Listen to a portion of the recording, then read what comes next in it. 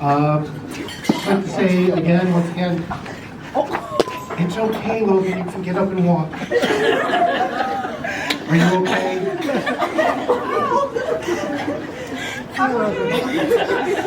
You sure? That was pretty nasty, though. Not like anybody's never seen you fall on the ice before. Okay. Congratulations to the team and the coaches on a fantastic season that truly exceeded probably all of our expectations and ended in the best possible way. But before we get started and bring the coaches up to actually hear the part that you guys all want to hear, I just want to take a second and thank the people on the Booster Club. Jen Swinski, who's did all the communications this year, filled your email boxes up. Jen Friedel and Jason Garem, who really headed up the fundraising, which allowed us to do some things that for the girls that we haven't done before. Those of you that have boys in hockey know that they get swag. And the girls historically have never, so raising extra money allowed us to do a little something for them, still not nearly equal. Buck, who's the Buck Lemke, the vice president and a sounding board for really anything that I needed. And Brenda Piscula was the treasurer, but really did a lot more than that. Truly the glue that held the Booster Club together and reminded us of all the things that we had to do, and really is the one that drove the entirety of the Booster Club, all the little details. So give them a round of applause.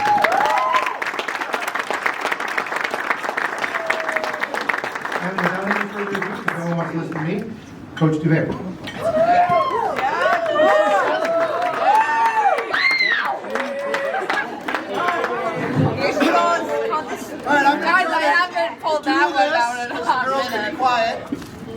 I'm going to try to do this without the microphone because there's a lot of jimmying around that goes on there.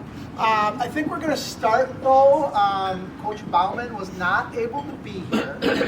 He has some words that he's going to deliver via his wife.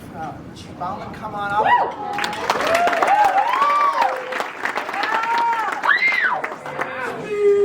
It's not my speech.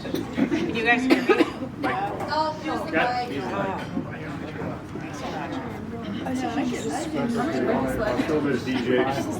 Okay, how about now? That's better? Is that better? Okay. All right, so bear with me. I'm going to read off of my phone. So this is from Keith. Hannah's convinced he's got technology problems and couldn't figure out how to do a video. So this is the alternative you get. So I'm hoping everyone was able to make it tonight and is having a great time. If you're looking around the room, I'm not there. However, Coach has given me a window of time to say a few things, and I have agreed to share them with you. For those of you that know me, I'm a man of few words. Buck, that's enough, and that's in here. So without delay, let's get to it. First, to everyone here, parents, players, coaches, look around the room. You are all now part of something that time can never take away. Every person in the room has done their part to get where we are. Congratulations. Next, the coaches, Jacques, Dan, Claire. You are some of the finest people I have had the opportunity to work with. This year was a great learning experience. Jacques, when we first talked back in August, you opened the door for me to join your staff, and I can never thank you enough for that opportunity. Finally, the team. Ladies, you gave an old coach a chance and let me into your hockey world. If through the year you gained anything from my coaching, you need to know it does not compare to what I learned from all of you.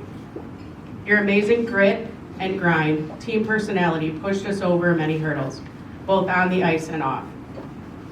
You showed me what can be accomplished when you put in the work to get there. The little co-op from Central Wisconsin, a team that started the season without any big superstars and a very distant dream of what we wanted to accomplish. And here we are celebrating the biggest accomplishment of any team in the state of Wisconsin. Seniors, thank you for all your heart, with all my heart. I know wherever the future takes you, the world is getting 5 special and fantastic ladies. I will miss you. In closing, I want everyone to remember, stories can always be written, but legacies are made. And this team just added its mark to a legacy of Storm hockey. For the rest of your life, you are no longer just a hockey player. You are now and always will be a state champion. Thank you for taking me along for the ride.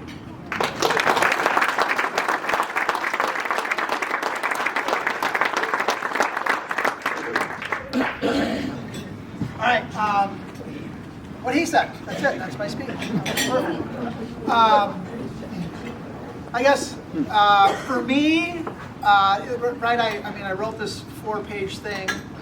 I know. I'm sorry.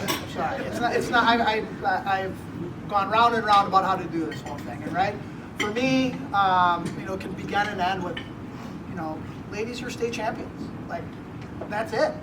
That can be the end of all of this. But I do kind of just want to walk people, just because I don't want anybody to go home too early tonight. I kind of want to walk through this with everyone.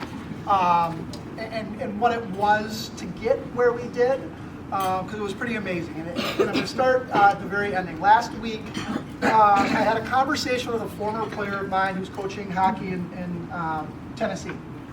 And yeah, I don't even know they play hockey in Tennessee.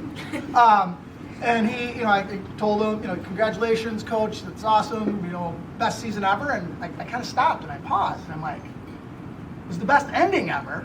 But the trail to get there was rough. Like, right, there were so many obstacles and so many things that happened during the course of the season. It was hard to quantify, like, where it exactly falls. So for us, for me, I guess in particular, because I had a daughter who gave me the inside track, when the theme "earned, not given" was chosen, I was like, that's awesome. That's perfect, because I think for this group, that's what it's going to be about, right? No one's going to hand this group anything, and then that group of seniors in particular, I don't know. I kind of always felt like they were a little bit underappreciated. Maybe never really got the kudos for the hockey players that they were. All the accolades and things that you think of on the top tier hockey players. They never really seemed to fall into that group, but you knew they were good, and you knew that there was something special that could come out of it if it all came together. So that earn not given for me was perfect.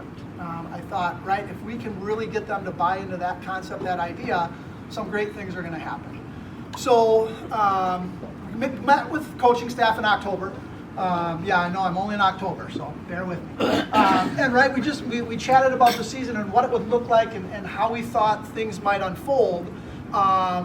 It was a long conversation, and ultimately it ended with us going, I'm not sure what this season's really going to look like, right? Like, we don't know what we have. And I just wrote here, like, talent, we know we have talent. There's talent on this roster. Experience, we've got a great group of seniors who played in the state tournament the year before. Like, they've been there, they know what to expect. There's youth and enthusiasm. We had a young group of kids coming in who we felt were pretty talented and capable and could help us out. But question marks everywhere, right? And that was kind of where we left that conversation. So, and I remember first game we in November we go up to Eagle River. Chad's there, and he brought this up to me. I must have really looked doubtful at that opening thing, but he's like, you said in November, like, you weren't sure and that was, we weren't sure what it would look like. And then we step on the ice against Pines, who we thought was going to be probably the path to state for us, and we beat them 8-1. And I'm like, wow, that was spectacular. That was awesome, right? And then we go to the Gobbler Cup. We roll through two pretty good teams, 5-1, 4-0. And, at that point, kind of, the light bulb's coming on, like, all right, we have something here. What is it going to look like? How is it going to unfold?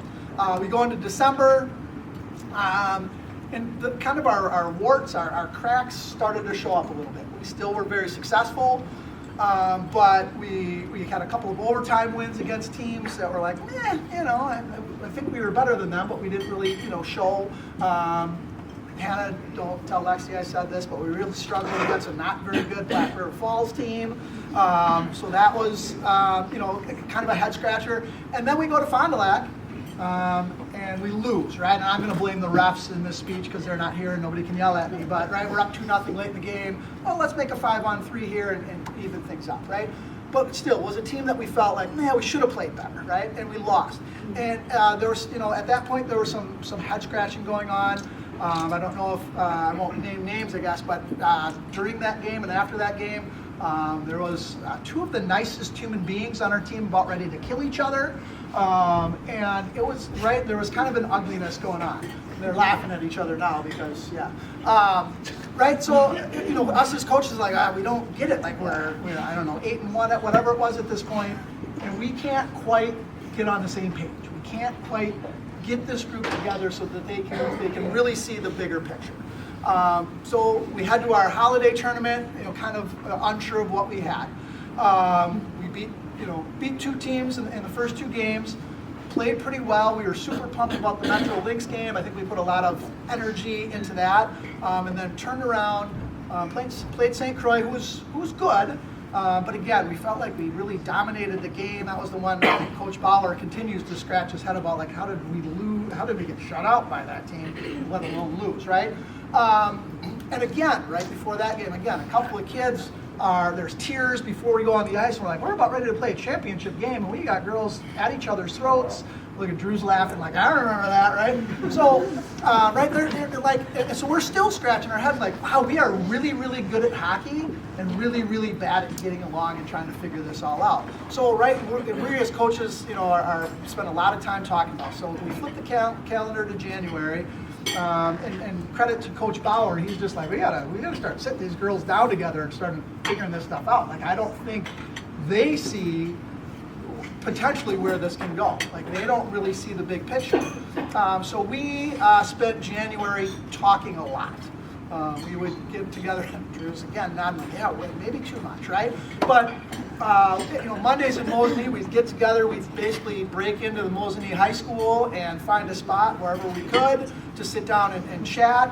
And even though we were 6-1 through the month of January, there was still, I don't know, it was still topsy-turvy, and we weren't sure exactly what was happening. And our fear as coaches, as we continue to talk about it, is, we're not going to make it to the finish line, what we considered our finish line, without solving these issues. Right? Like, if these things didn't work themselves out, we weren't going to get there. And at this point, as coaches, we knew we were good enough to get there. Like, we were, without question, we knew we were good enough to get there. But our girls, we didn't feel knew that yet. So February, again, obstacles didn't stop us from winning in the regular season. We went 5-0 in February to end the regular season. We outscored our opponents 21-2. All right? Yeah, really, it's a thing. So, right, so we're playing really, really good hockey. We're really doing well. And we still can't quite get over the hump, right? We knew going into Hayward that was a big game for us. We fought, we battled, we scratched, we clawed, and we ended up winning 1-0 in overtime. For us as coaches, that was good, right? Like, we knew, that winning that type of game was going to be really important for us. But the way that we were starting to kind of come together a little bit, in some ways, was hopeless, right? So we were sitting at the end of that regular season now 20-3. We'd won 10 of our last 11 games, but we still didn't know, right? We still weren't sure. We continue, as coaches, we continued to talk about it and try to figure it out. So we go into the playoffs. We feel good about our first opponent. We beat them twice. I wasn't sure what number 3 would look like.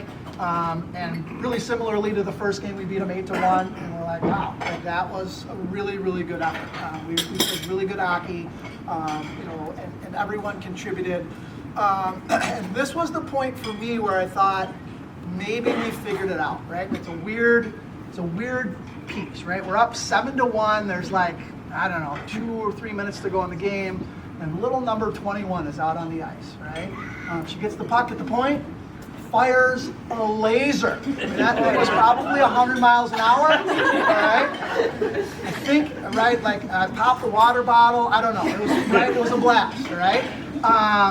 And our whole team, every single kid, went nuts, right? I think it's in the highlight video, if I remember correctly, like, I thought Drew was going to kill her when she skated away. So excited, all right? And that was the moment where you're like, like, we are on the same page. We are together, right? And we're going to support everyone on our roster. So for me, that was that hopeful moment, like maybe this is it. Maybe they see the big picture. So we go to Hayward, or we play Hayward in the sectional final. Super good game. Beat them 2-1. We qualify for state. And right as you're like, this is perfect, we have multiple girls upset after the game, like, right? And we're like, oh my God, like, how could this be going like we just qualified for the state tournament? She's mad and she's mad and she's unhappy. What's happening, right? So even as we're qualifying for the state tournament, coaches are, like, wow, right? We talked about it a lot. Like, we just qualified for sectional finals, and there was no celebration in the locker room afterwards. This girl had already left. This girl was still out talking to mom and dad. Like, right? And we're like, this is not the way it's supposed to feel when you qualify for state. And so it was weird, right? It wasn't quite what we expected, right? We talked about it again, more talking, just like I'm doing now. I promise I'm almost done. And we kind of just went down to Madison going, let's, hopefully it works itself out, all right? And this was for me maybe the coolest moment, right? And it's not a moment, I guess. It was the coolest thing. At some point, our seniors, and others, I shouldn't just say the seniors, but to me it was really the seniors just decided that regardless of the noise and what's going on, we're not going to lose. We'll pick you up, we'll carry you, we'll do whatever we have to do to get to the finish line, but we're not going to lose. And you could just see it in, I'm going to point out Sammy and Drew in particular, the way they carried themselves into that state tournament. I like, they never said it out loud, but I believed them. Like, we're going to win, right? And that was just the way that they conducted themselves. And it was pretty amazing, right? So we go into the semifinal game against the Metro Lynx, struggle in the first period like we always do, and then come out and blow the doors off them in the second. We're up 3-1, add the empty netter, 4-1. We win, we're in finals. Everyone knows the history that when the Storm win the semifinal game, they win the state championship. So it was over. We didn't even have to talk about the next game, but we did, right? Because Sammy comes out, scores a hat trick. Gabby Heiser buries 2, 5-0. Like, it wasn't even competitive, right? I mean, it was 9-1 that we outscored our opponents, and it could have been worse. And I wrote down a quote from, I think it's Duke's favorite band, the Sick Puppies, right? That's one of your favorites, right? Not that one. But it's I don't know. It's a song called, it'll be a long time coming. Bet you got the message now, because I was never going down. Yeah, you've got the, yeah, you're the one that's going. I wrote that, so I can't read my own writing. You're the one that's going down, and that's the way we approach that, right? We just kind of came in and said, right, we've talked about it all year long. We've gone through all these things, and we're not laying down. Like, it's over. And it was amazing to see, because even as we're at the state tournament, there's struggles and conflicts and things going on, and that just for a large majority of the group, it's like, that's not stopping us. And it was the most amazing thing to be a part of, because I don't think at any point, start of the year, to I don't know, Wednesday at practice, that I think like, yeah, this is done, right? But then the light bulb came on, and it was phenomenal. Like, it was like, you go to the state tournament and you think you gotta, you have to have everything figured out and every plan for every scenario figured out. And we didn't have to coach, right? Like, it was, I called the timeout just so I felt useful, right? That was pretty much it. So, it was an amazing effort, and I'm so proud of these girls for what they accomplished, the season that they put together, a 24-3 record, and I think, and I'm close on this, I think we allowed around 31 goals on the season. 31 goals allowed in 27 games, right? Now, you don't lose when you do that.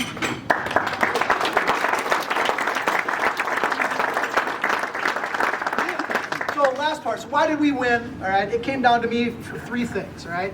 Coachability. We had some girls that just absolutely, whatever you sold them, they were buying, all right? And it didn't matter what you asked her to do, she was going to do it, all right? Because she believed that if that's what I'm asked to do, to get us over the top, that's what I'm going to do, right? We had a locker room full of those girls just wanting to get better, right? And if you're going to tell me this is going to help me get better and our team get better, I'm in, right? That's a rare trait, right? You don't see it every day. And athletes, maybe even especially today, and we just had a group of girls that soaked it all in. That was huge. Number 2, integrity. All right, just again another group of girls that just no matter what did the right thing. All right, and I'm gonna pick on Haley Pascula a little bit. I know Haley's like, oh, why me? Right, that girl knew pretty much from November that the chances that she was going to play hockey this year were pretty slim. Crossed her fingers, we all hoped for the best for her. And she showed up every single day, right? Not for glory, not for honor, just because she wanted to be a part of things, and it was the right thing to do, right? And she did that every single day. It was truly amazing. I'm sorry, all right? But we had a locker room full of girls that would do the right thing regardless, right? And that was a big deal, right? And the last part for me is a word that I think we started to use quite a bit come mid-season, but grit, right? That was just a gritty group of girls, right? The power of the pit is essentially the mantra in our locker room, right? We just bared down and did whatever it took to be successful, and it was a blast. And right now we're sitting in a room, state champions, coolest thing ever. Like right? I didn't think I would have that opportunity, right? You coach long enough, and I'm sure Coach Bauer might write an article about it at some point, right? Like you don't know, when that opportunity will come, and you grabbed it, you seized it, and now you're state champion. So congratulations, girls. Thank you very much.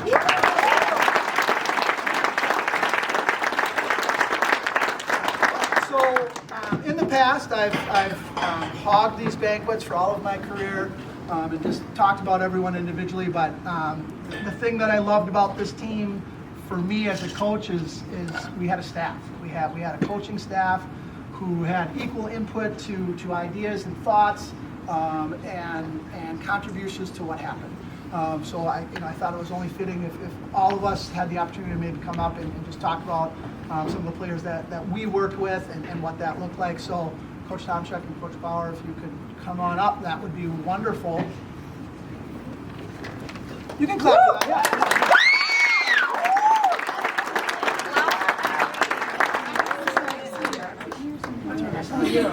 These are my keys right here. You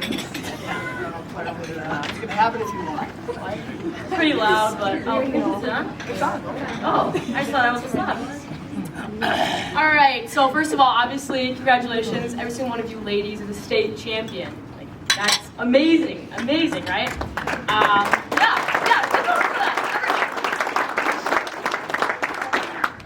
All right, hi everyone, my name is Claire Tomchuk. Those of you who don't know me, I'm one of your daughter's coaches, aka Coach Tomchuk or Claire. It's my second year coaching these girls, and I've gone back and forth between what my role as a coach has been. Between more of a mother-like role or that of like an older sister. At times I serve as that motherly, tender love and care person that tends to those injuries, carries the inhalers during the game, and wipes away the tears. And then as if I'm the athletic trainer, these girls come to me with their injuries asking me my non-medical diagnosis. While I am a health major and know human anatomy pretty well, I'm by no means certified. That's why we have Dr. Bouch to give any diagnoses. But on the other spectrum, I serve as an older sister to some of these young ladies. I listen to the non-hockey things, like, yes, the relationship drama. I also give these girls an outlet to share any information that they need to get off their chest. Especially like mental health concerns, which I then support any way that I can, as well as the other coaches. And with being an older sister, that does mean I do hair before practice, Taylor and Abby. And I think I did almost everyone's hair or makeup before the state banquet. Overall, I just want to support these student athletes and create an environment that is inclusive and safe for everyone to survive or thrive in. I'm going to talk about a group of ladies that I've had the privilege of working with. First off, we have Kaylee.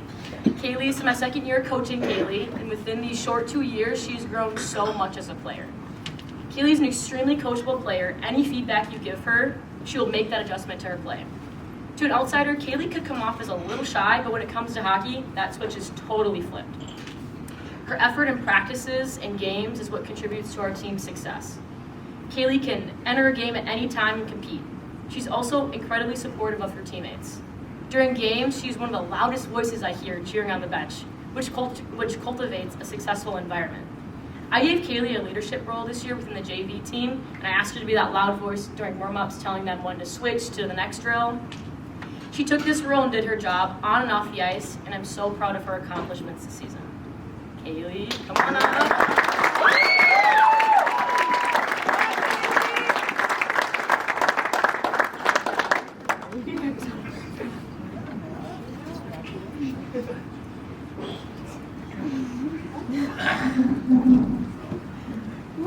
All right, next up, Gianna.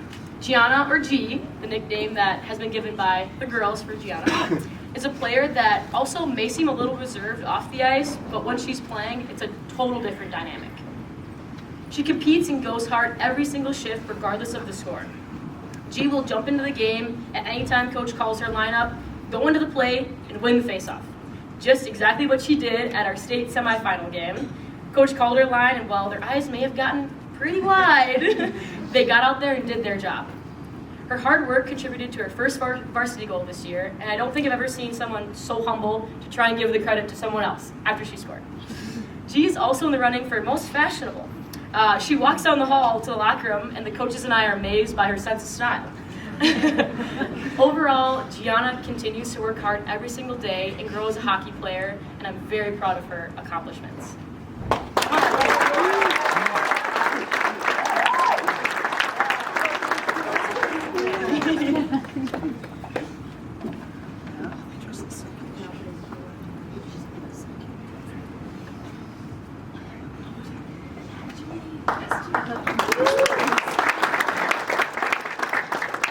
All right, next up we have Carly. Carly's another player that soaks up all the information that the coaches give her in practice and translates that to the ice. Her hard work these past 2 years hasn't gone unnoticed and even shows in her play, with receiving her first varsity goal this year. Her success was met with some challenges midway through the season. She dealt with some issues with injury, but despite that injury, Carly still came out and supported her team and teammates, which speaks volume to her dedication to this program. I've been able to see Carly not only on the ice, but also in the classroom. I spent some practicum hours with her team sports Phi Ed class and was able to see firsthand how our Storm athletes demonstrate respect, kindness, and responsibility. And I played floor hockey. Carly continues to contribute to this team's success. I'm so proud of how far she has come and what she has accomplished.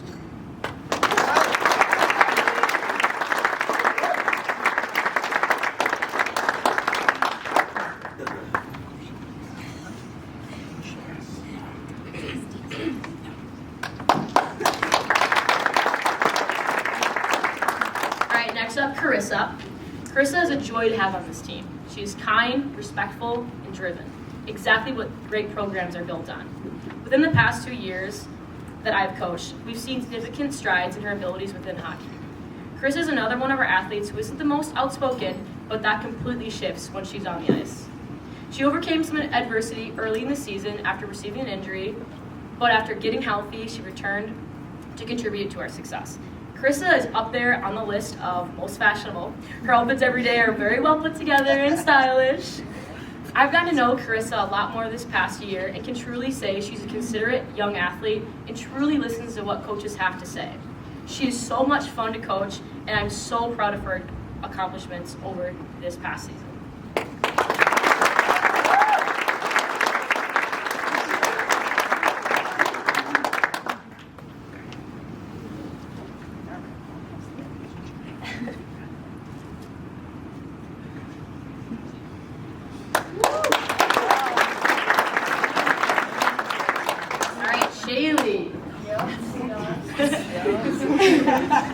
This is Shaylee's first year with the Storm program, and I can confidently say she has found her place on this team and fit right in.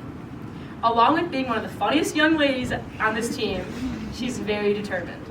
Shaylee strives to improve every single day at practice. She began this year a bit hesitant to join some small area games or 3-on-3 scrimmages, but by the end of the year, she jumped right into any drill. Shaylee also battled an injury this season, and I got to play athletic trainer for a little bit during practice and use what little terminology I had to try and explain what she injured. But despite having a very colorful ankle, Shaylee showed up for practice and games and worked through that challenge. I don't think I've yelled louder than when she got her first goal during JV game. The entire bench went wild, and her teammates' reaction displayed how her joining this team has impacted everyone. I am so proud of what you have achieved and look forward to seeing you grow more. 5 days a year, I don't think there's ever a day goes by that I don't think about it, or I don't write down something on a piece of paper, a face-off play, or something I'm thinking about for the next year, or whatever it might be. Everything I read, everything I watch has to do with the game of hockey. So it's kind of sad, maybe, I don't know. I did have an assistant coach one time. His wife just bluntly one day said to me when we were, I don't know where we were, "Do you ever talk about anything except hockey?" Well, not really. Not that versed in that many other subjects. So coaches' wives are special people. They put up with a lot. And for 42 years, my wife has put up with a lot. And no matter how many times the girls will understand this, no matter how many times I bring that frisbee back to her, that hockey frisbee, she throws it so I can go chase it again. So thank you for letting me chase the frisbee for her.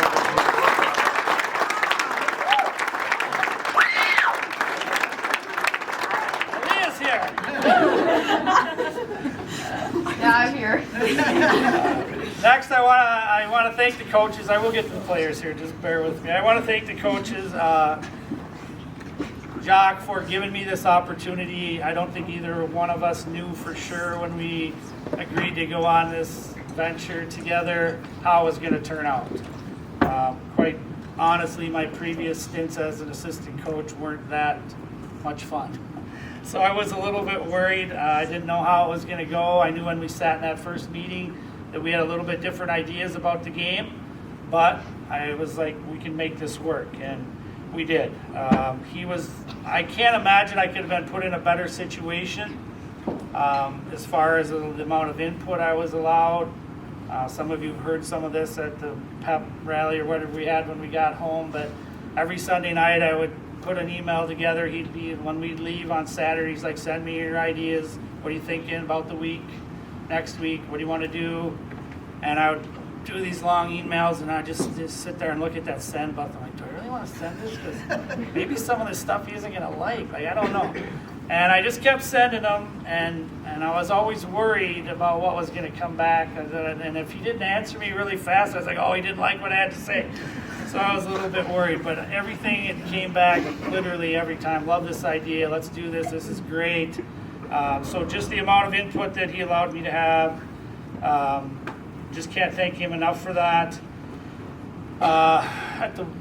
When we came home from state and what he said at the pep rally, I'm calling it the pep rally, so I don't have a better word for it, meant absolutely the world to me. And I told him later that night, I don't know if that's exactly true or not, but he was saying that meant more to me than anything maybe anyone's ever said as a coach. And sometimes as coaches, we tend to judge ourselves on wins and losses, and I know better than that, but sometimes we still do it. And I think it was 8 or 9 years ago I had an opportunity to get this as a head coach, and I got passed over, and I never thought there was any way I would ever be back here.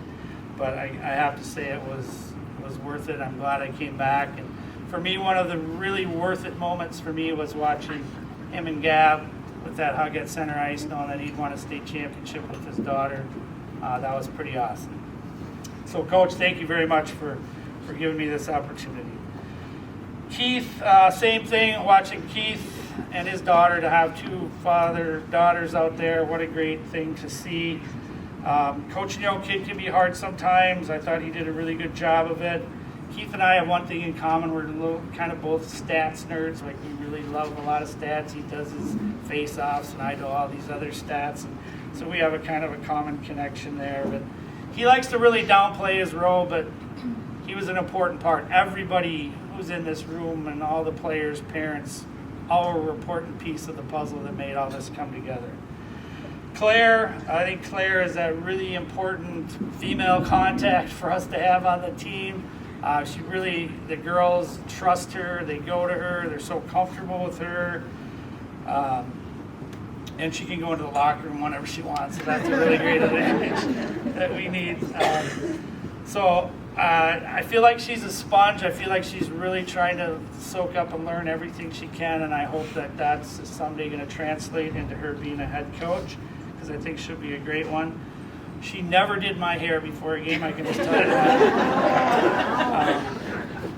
And I felt a little bit of a symmetry. Claire played with my daughters, so the first hug I got at the state tournament when we won was with Claire, so felt a little bit of symmetry there. That was nice.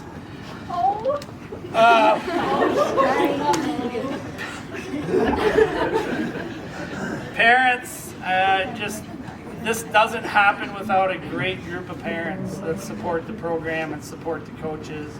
And we know you don't agree with everything we do and every decision we make. That comes with the territory, I absolutely get that. But if you are not on board with us, with your daughters at home, they're not going to be on board with us when they come to the rink. And if that doesn't happen, this doesn't happen. So thank you for your support. Almost there to the Ava, you're right around the corner here. You're my first.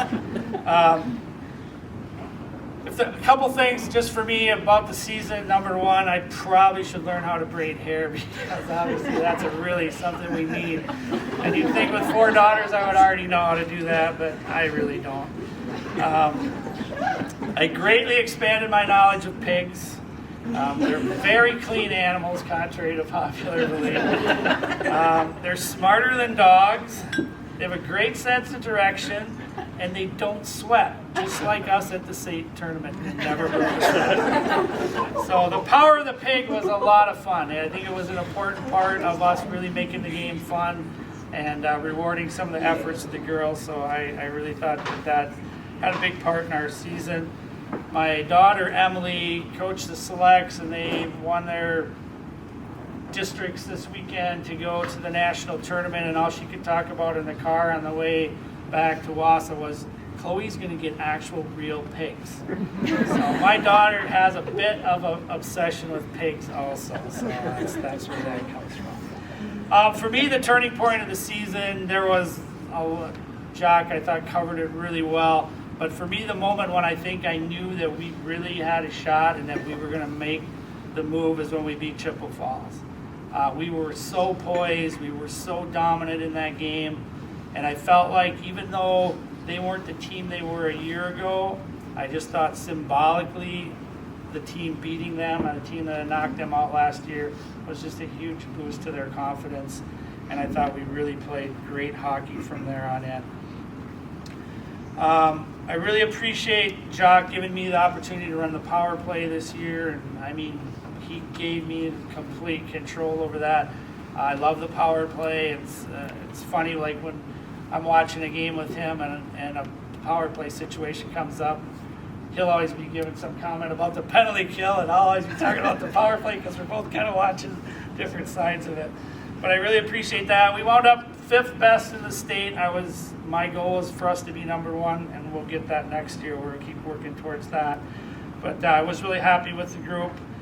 I just want to reiterate what Coach said. This was such a coachable group of girls, and that's so important. It's such an important trait to becoming a good player, and I think that was really one of the things that really made us get better every day and every game and every week. We improved because these girls were willing to take coaching, and the really nice part of it is when I would go up to someone and give them some advice or talk to them about something, so many of them would be, "Thank you, Coach. Thanks, Coach."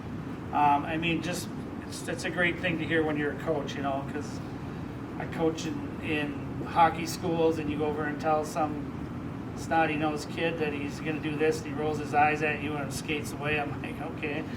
So it's nice to have that respect. I also want to just quick thank the goalies for allowing me to work with them for 20 minutes or so before practice and allowing me to coach them, which is a little scary because sometimes I think I know just enough about goaltending to be dangerous, but I really appreciate how well they took that. And lastly, you know, such a great accomplishment. We've been telling the girls, you know, one day you're going to tell your grandkids you were a state champion, and I'm doing that right now. So that's kind of nice. All right, I get the pleasure of talking about our defensemen. Coach was right. 31 goals we gave up all year, and that's not just a defenseman, but a great accomplishment for this team. That was the second best in the state, 1.14 a game we gave up. I think the most exciting part about this group I'm going to talk about, our defensemen, is how young they are, how much youth we have, and how much potential we have in this group. All right, Ava. I first got to meet Ava at Hockey by Bauer last summer. Never saw her before, didn't know who she was. And Coach and I are there, and we're watching her play, and we know she's going to be playing for the Storm, and we're like, oh man, she looks like she's pretty good. She's got, and then we're like, she's kind of physical. I think she's going to take a lot of penalties. Like she's really getting after it, but she's playing with boys, and she ended up only taking 2 penalties. So that was kind of our first snapshot. One thing that speaks so loudly with Ava is she's always one of the first players out on the ice. I just think that says a lot about a player when they can't wait to get out there. They want to get out there early, whether it was working on her backhand, which took us a while to work on that, getting that under the bar, shooting off her dominant foot. We worked on that quite a bit. She's just was so coachable all year. Whatever I brought to her and asked her to work on and try, she was willing to do. I love how her feet so quiet, playing the one-on-one, her stick, she stays home in the middle of the ice. Great acceleration to pucks, loose pucks in the corners. She had 13 assists, so she really recognizes plays out on the ice, does a great job of that. We moved her to the top of our power play and quarterbacked up there. I think she's going to do really well up there for us. Complete confidence in her as a penalty killer. Just no panic in her game, and for a freshman, that's pretty rare. She really had a lot of poise in her game. Finished the season with 20 blocks for us and 20 pins, which is when you get a player to the board and shut them down and pin them, which is something we worked really hard on all year. Scored her first varsity goal against Northern Edge. I think in the state tournament, she had Jaden coming down on her at least 2 or 3 times, basically one-on-one, and she shut her down every single time. That was just great to watch and great to see. Just unbelievable amount of potential. So this story might be, I'll see if I can get through this. So she sent me a text this weekend, and she told me this kind of a horror story, to be perfectly honest, about what a coach had said to her when she was playing for the Capitals, and basically called her out in front of her entire team, and she said that from that moment on, like, hockey just kind of became this stressful chore that she kind of almost dreaded. And she texted me and she said, well, when my kids started playing hockey, I had one goal for them: learn to love the game. I don't care how far you go, what happens, learn to love the game. I want you to be passionate. I want you to love the game of hockey. That's the most important thing. When you're 40, I want you still playing hockey, and my son still playing full check paper maker hockey at age 40. So that was always the most important thing to me. So Ava paid me the best compliment she could ever pay me when she sent me that text, because she said, "Coach, I love hockey again."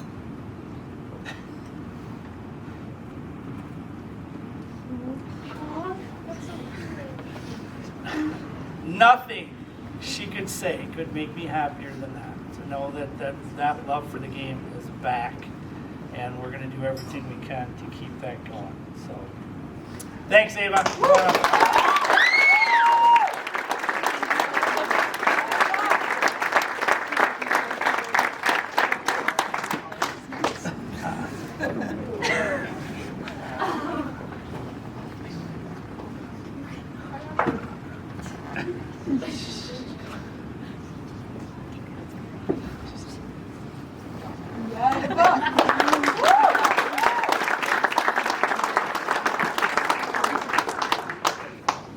So I've been reading that text every morning when I wake up. Be doing that for a while, probably. Okay, Maddie. So my most vivid memory picture of Maddie through the course of the season was when she was at one of her most worst moments, is when she got hit in a flare. And I watched her come off the ice and helped her go to the locker room, and she looked like she was absolutely destroyed. I don't think she knew where she was. I don't think she knew who I was. I'm not sure, but it was as awful as I've seen someone look. I've seen a lot of people get concussions and get hit, and when I left the rink that night, I'm like, I don't even know if we'll see her the rest of the year. I'm not sure she'll come back. And the truth is, she was trying to convince the trainer in the locker room that she could go back out and play. I was like, you can't hardly stand up. Like, there's no way you're going to go back out and play. But what I learned when I watched that was how much she loves the game and how much drive she has to play the game, and that meant a lot to see that. Surprisingly, some of the toughest players I've coached in all my years have been females, and she showed an unbelievable amount of toughness right there. Maddie always has a great smile when she comes to the rink. She always gives me the impression that she's really happy to be there, which again, I love to see that. I think it's tough, she moved to a new school, a new team. She moved from boys hockey to girls hockey. A lot of adjustments for her to make all at one time. And I moved when I was a sophomore in high school, and I know that that's not the easiest thing in the world to do. That was really hard for me. So I know she went through a lot, and I think she came through it very well. Maddie had 24 blocks for us. She is fearless when it comes to throwing her body down in front of the puck. Here's one of my nerd stats. She had 132 breakout passes where she got the puck on the stick and out of the zone for us. I think that was second on the team. So she did a great job for us in that. She was on the all-tournament team at state. She scored her first goal in her first game at Northland Pines. She has a really good skill set. She really makes us better in the offensive end of the rink. Very elusive with the puck. I love her acceleration to pucks, just like Ava does. I see her as being someone that will be able to run our power play or one of our power plays at the top. I think she's just scratching the surface. There we go. And I think that we just have to, we've been working on her and convince her she doesn't have to do it on her own. She doesn't have to carry the mail. She just needs to be one of 20 or 22, whatever it is we get to dress nowadays.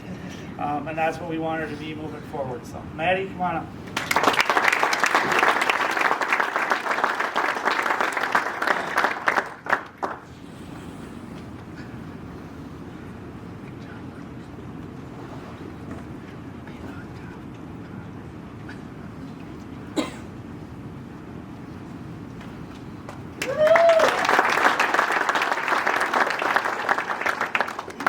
Kate.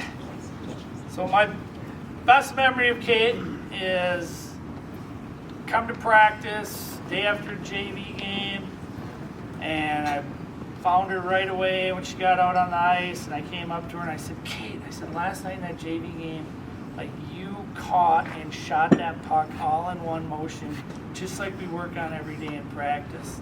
I said, it was beautiful. She looked at me, you saw that? Yeah, I wasn't watching. Like, it was so awesome. And it was a great play. And it's, as a coach, it means so much when we work on something over and over and over, and then you watch them go out and do it in a game.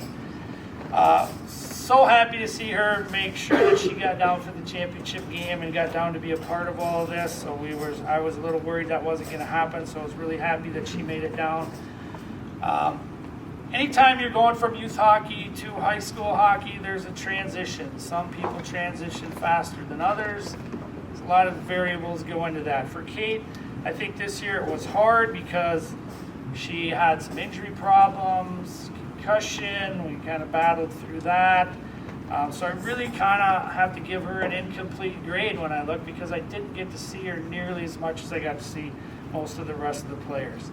I do know she always gives me her absolute best. She asks a lot of questions, which I actually like, because that means she's trying to make sure that she's doing things the right way.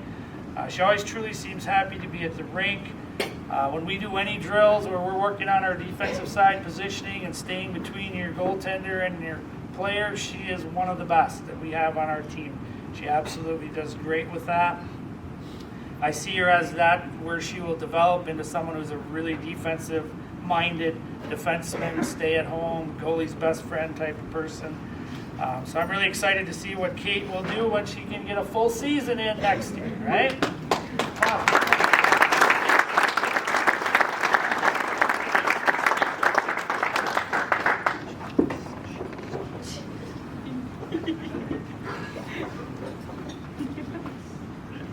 All right, Taylor. Taylor, I think the turning point in Taylor's season was when we finally told her she was going to be a defenseman and we were going to stop moving her back and forth, because she was playing some games as a forward, some games as a D, some games she was playing both. So she was jumping around a lot, which for a freshman, I think that was a lot maybe for us to ask. And I think once she knew she was going to be a defenseman, I just saw flip a switch, and her game just took off and got better and better every time she stepped on the ice. Taylor has a drive to learn. She's always coming up to me, Coach, can you come out to practice early?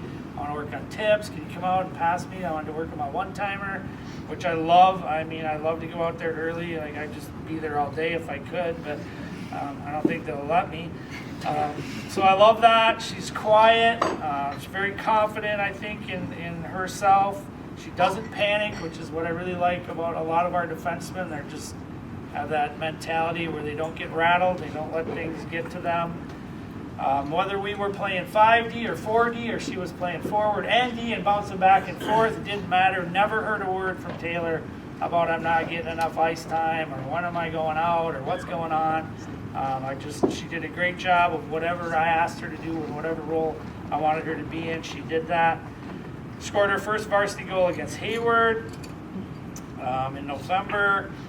She does a great job of using her size and her long reach. Really hard for players to turn the corner on her, because she does a great job with that. She tied Ava for the most pins on the team.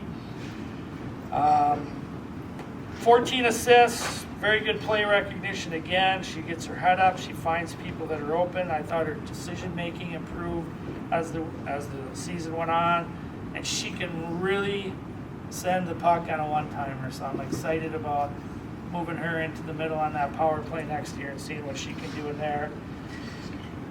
Confident her in any situation, penalty kill, whatever. I look at all these young D, and they're like the sky's the limit for all of them. And I'm just really excited to see how each of them are going to improve and where we can take them. And thinking about, a few years down the road, we got like 3 senior defensemen. They have played for like 4 years. It's going to be great. Come on up, Taylor.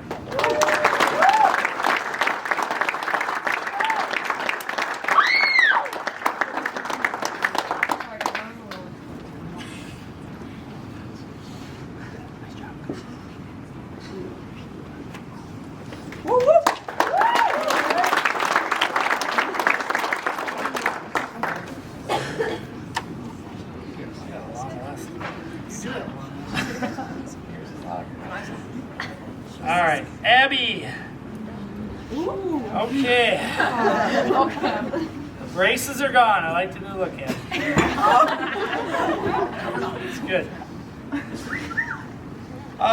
So Abby started the year not getting a lot of ice time.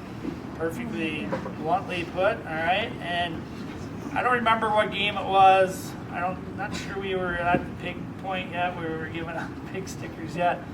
But I remember after a game, I made a point at the end of the game to just basically kind of point out in front of the rest of the team, Abby is not getting a lot of shifts. There's games she's not getting any shifts right now, and I never hear a word from her. And she doesn't give me dirty looks when I don't call her number. There's no bad body language. I go sit in the corner. And I've seen all of that in my many years of coaching. So I just loved how she just waited for her opportunity. And her opportunity came when Drew was not available for a game. And now that I think about how good of friends you two are. I'm wondering if that was choreographed. He's like, Abby, I'm going to duck out for a game. You're going to get your chance to play. Don't blow it, all right? And she didn't. She got her chance to play, and I think as a coaching staff, we stepped away that night and we're like, wow, she did great. Like, she was fantastic out there, and that was where her ice time began, and it never ended. Well, it stopped for a little bit with an injury, but which kind of derailed her a little bit towards the end of the season, but she earned her way back into the lineup. And at the state tournament, she was really one of the players I had just complete confidence in down there. She made the honorable mention of the all-tournament team. She was on the ice for 2 goals against all year long, which is a phenomenal stat. I think that's a phenomenal stat. She was a plus 31 for our team. Lowest on our team defenseman in turning the puck over. She had the fewest. Scored her first varsity goal against the Northern Edge. And she was on for 4 of the 5 goals we scored in the championship game. She was out there.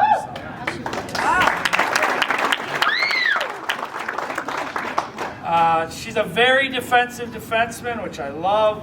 So it was a great pair when she played a lot with Drew, which they really complemented each other.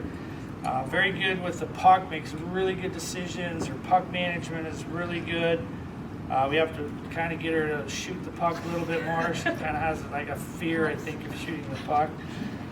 But again, no panic in her game, calm, patient. Great on the penalty kill for us this year. She's going to be a part of a really strong core of blue liners that are going to be back next year. And the best thing I found out about Abby was I was having a conversation with her was we were leaving the night before we left to go to the state tournament. And I said something to her about, well, you're going to be a senior next year. And she goes, no, I'm not. And I'm like, what? And she goes, no, I'm only a sophomore. And I'm like, well, that's the best news I heard all night. You're going to be here for 2 more years. So really happy to know that she's going to be back for 2 more years. Come on, Abby.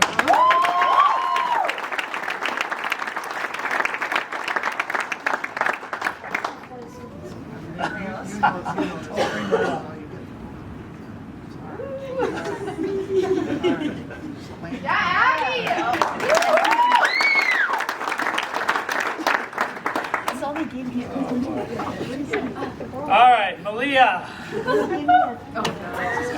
I could probably talk for hours on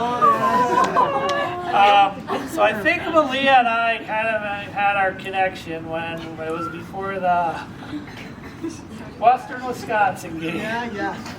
And we're in the lobby, and I don't know, somehow she asked me why I left the union or whatever. And somehow we got to the story about, I said, well, I was in a pretty bad car accident a couple years ago, coming back from practice.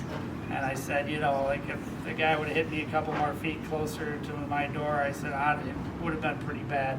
And all of a sudden I look over at her and she's like, tears are starting to well up in her eyes. And she's like, Coach, you almost died? And I was like, well, I didn't almost die. I actually walked away with nothing but a couple scratches, but it could have been a lot worse. So I think, I don't know, I think we kind of made a connection there. I'm pretty sure she has more photos on her phone than my wife does on her phone of me. Pretty sure that's true. She reminds me, size-wise, a little bit of my daughter's, and she wears number 21, which Emily wore when she was here, so that's kind of fun. But really, all kidding aside, she made a lot of progress this year. I just remember the first few practices when she came, like she spent more time mopping up the ice than anything else. She was taking spills and falls, helicopters and airplanes and snow angels, and she was just like her jersey had to be soaked at the end of every practice. And then slowly there was less and less and less, and you could see her get her feet back under, and she really, I think, has great potential. She isn't going to like the fact that we are kind of thinking about maybe moving her to forward. I know she doesn't want to do that, but she has really quick feet, good energy. She works hard. She competes. I'm really excited to see about where she's going to go with that. She really made coming to the rink fun for me. I mean, it's really nice when someone is so excited to see you every day. That can't help but make you feel good. So that was nice. Malia, Drew, Abby, Haley, I don't know, they had like this kind of group, whatever you want to call it, going on for a while. And I think if you could cast them all as cartoon animals, you could probably make a Disney movie out of it going on this year. So it was just a great fun to watch all of them throughout the course of the year. Coach already talked about, I think one of the, when I knew what your situation was, like we would see you every day for a couple weeks, and then we'd start seeing you like 2 days a week, and then we'd start seeing you 1 day a week, and then we wouldn't see you anymore. Because that, in the past, there's been players that have had a situation like that where I've seen them just disappear. They know they're not going to play. It's too hard for them to be there every day and watch everybody else, knowing that they can't go out, and they walk away from it. So for her to do what she did, I can't imagine how hard it is to come to the rink like that every day, knowing that you're not going to get a chance to play. I don't know how she did that, but I think that deserves just so much credit to her for doing that. I was really happy that it worked out, that we were able to get her in a game at the end. Again, that was one of those moments as a team when Coach sent her out on the ice and everybody just went crazy that she got a shift at the end there. Injuries are so hard when you're involved in athletics, and you know, for her for the whole year, it's like an injury that you can't see, you know, and so, you know, sometimes people may be like, oh geez, you think she could play? She looks fine to me. But I think she showed us during the course of the year trying to get through practices how much pain she was actually in. For her to come down to Madison and to come to the game, like, you just looked at her face, you're like, oh my gosh, she is in so much pain and she's still here. I just think that says so much about her. It'll be a great lesson for her to persevere through this like she did. That's something that she's going to remember the rest of her life, and it's going to help her the rest of her life. A lot of great stories to this season, but I don't think there's anyone greater than that. I'm excited for her to come back next year and be able to play. I know we're going to have to work on her confidence a little bit. I can see that just talking to her throughout the season. She kept telling me, I can't shoot the puck. I'm like, well, because your shoulder's broke. That might have something to do with it. No, that's not it. No, I'm pretty sure that is it.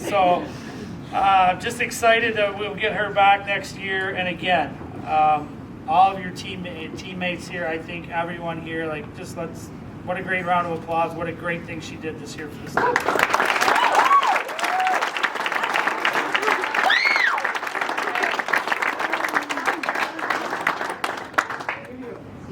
Oh, yeah, that's it.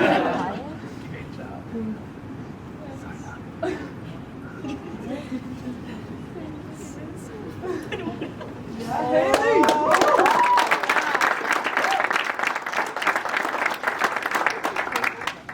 Did I forget anybody?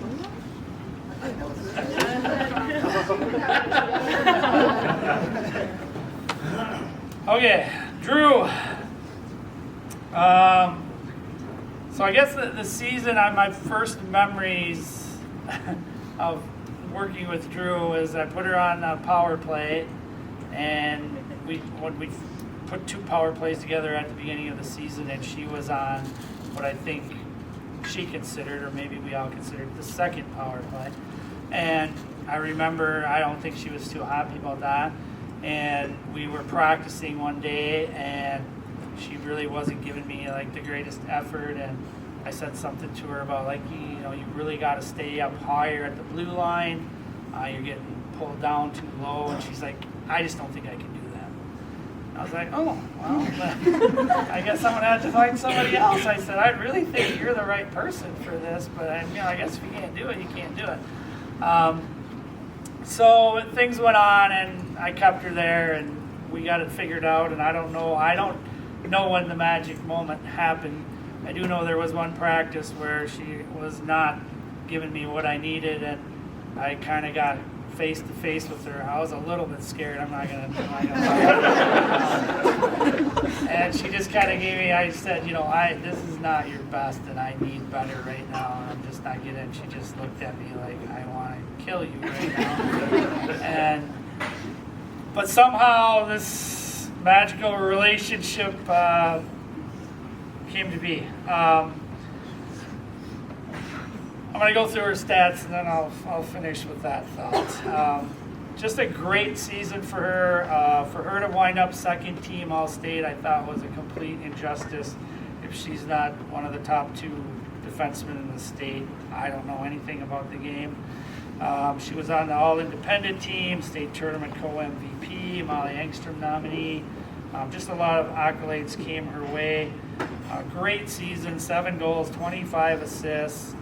She was on the ice for 59 goals, which led our team. She was second on our team with a plus 48, which is an unbelievable number. 25 block shots. She led our defense with 94 shots on goal, 246 breakup passes, 13 steals. Just the numbers they're all over the place. She was our quarterback on our power play, did a great job up there. She was always going to be on the ice when other teams' best lines were out. She did, trusted her in every situation, got a ton of minutes, and she earned all of those. Such a smart player, which is something I didn't see right away with her. I didn't see that, and the more I watched her, I was like, wow, she really sees the ice really well.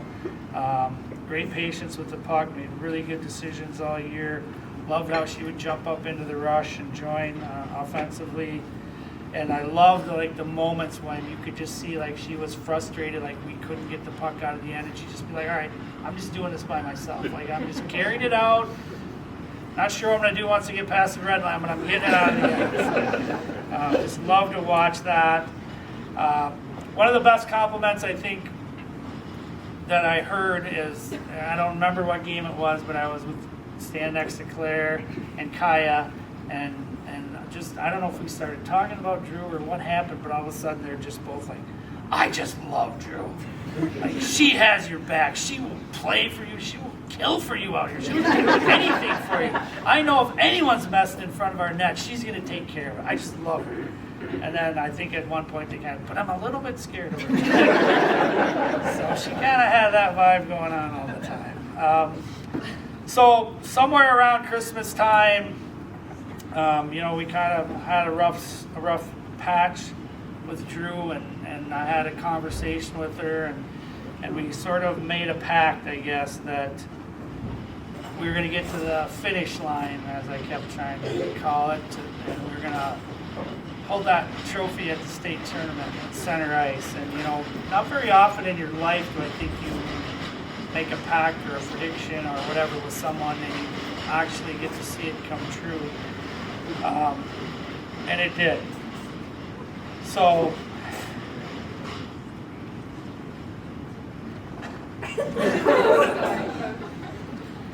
I want to say this, and I'll get out the best I can, but deep breaths, right? Yeah. I'll never know what it feels like to hug my own daughters after a state championship, because that's gone. But I can't imagine it could feel much better than when I got to hug Drew. So Drew, thanks for getting to the finish line.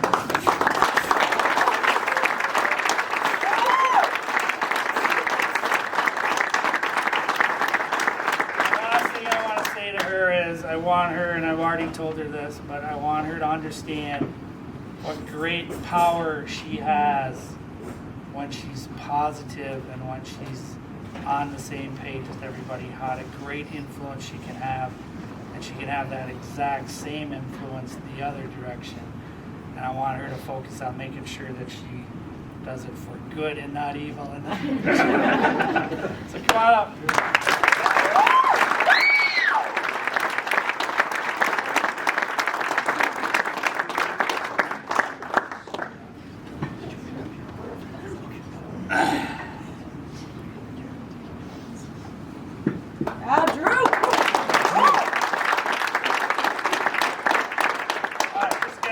Sentences here, I'm just going to read it because I don't want to mess it up. I want the players to know whatever I may or may not have done to help you this season, know that it can't compare what you did for me by helping me bring home my first championship trophy. I will forever be grateful for that. And while the trophy is great, it was the texts, the conversations, the progress we made as a team, and the relationships we built together that really made this a championship season for me. Every piece of the puzzle was needed, and the journey was not always smooth or easy, but in the end it turned out to be the perfect storm. Thanks for letting me be a part of it.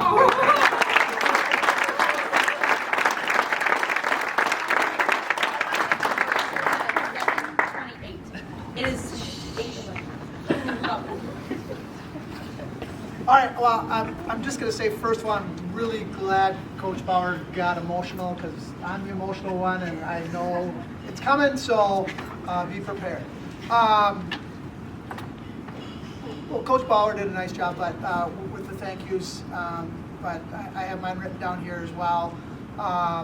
Parents, thank you for your efforts this year, right? And in any season, coaching sports, youth all the way up, parents play a role, right? And oftentimes, or sometimes, that role is not really the one as a coach you like to be a part of. And that wasn't the case this year. The parents were more than on board, positive, ready to help with whatever needed to help. It was amazing. As you get ready for the state tournament, there's a billion things going on.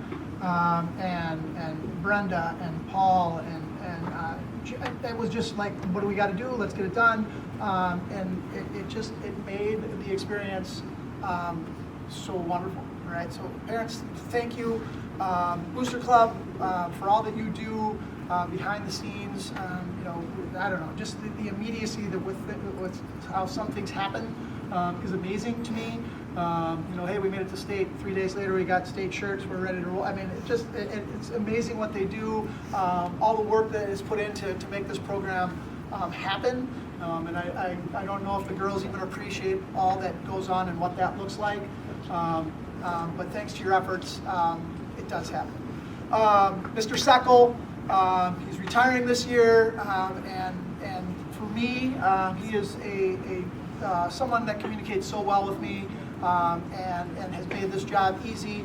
There was a point in the season I told my wife, like, I talk to Jim Seckel far more than I ever talk to you, right? 2, 3, 4 times a day. He does a great job, and I appreciate that. All the ADs at the schools, again, just wonderful support that we get through them. Chad, I had the good fortune to be on a show Wednesday, and it's one of those bugaboos for me that the girls' game oftentimes takes a back seat, right? And you watch the news coverage, hoping, hey, maybe News 9 will be at our game, and they have, the worst wrestling match of 2 schools you've never heard of covered, but nothing about girls hockey. And Chad has gone out. He traveled to Fond du Lac. He comes and covers our games.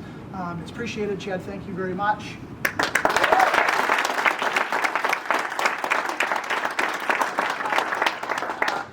Bob, the bus driver, it's like the way, right, we get certain trips that he's not driving, and I got to have an itinerary laid out for every second, every place that we're going to go, what's going to happen. And, for Bob, it's, all right, what are you guys going to do today? What's the plan? All right, and here's the plan. Oh, we're going to change that plan. No problem, let's go. And he just does such a wonderful job, takes care of these girls, does whatever he needs to do for them. I appreciate, what he does for us. It's great. Kevin, I know he's here somewhere. I'm comfortable with stats. Some of you haven't gotten the good fortune to see what he does with the stats. It's amazing. I don't know how he puts it all together, but at some point soon he will have those out, and you will be looking at them for days and days and days, because there's so much there and they're so good. So, Kevin, thank you for all that time and effort.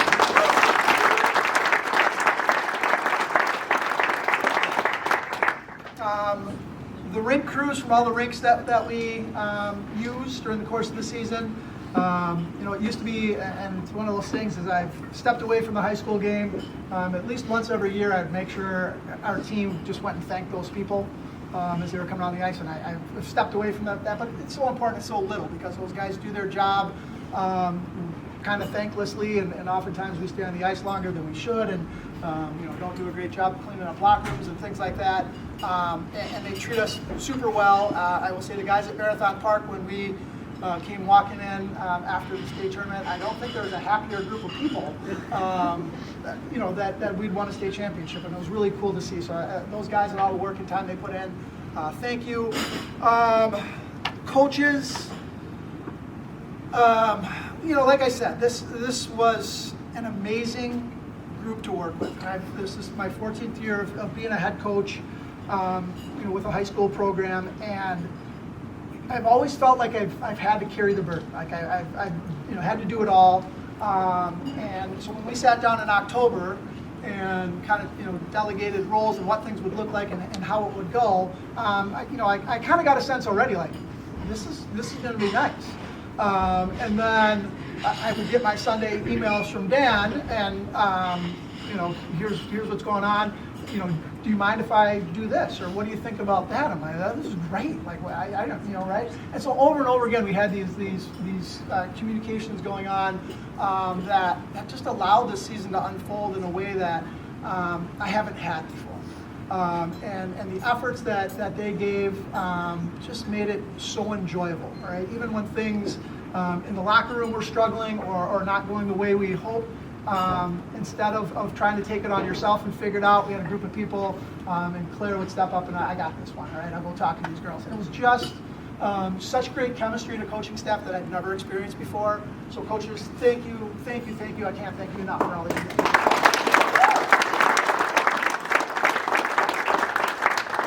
And lastly, my wife and daughters,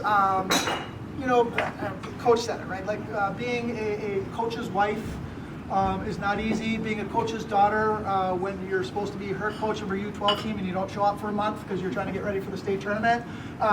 There's a lot of sacrifices that have to go on to allow you to do this. And you can't say it enough when you have a family that is so supportive and your biggest cheerleaders, and share in a successful season like this. Because they share far too often in the seasons that aren't as successful. So to see my wife after we had won a state championship down below at the Coliseum, the greatest. It was the greatest. So thank you, family.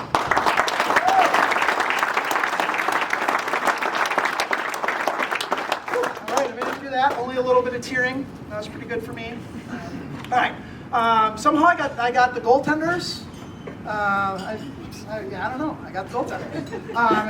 So I'm going to start out with Kaya.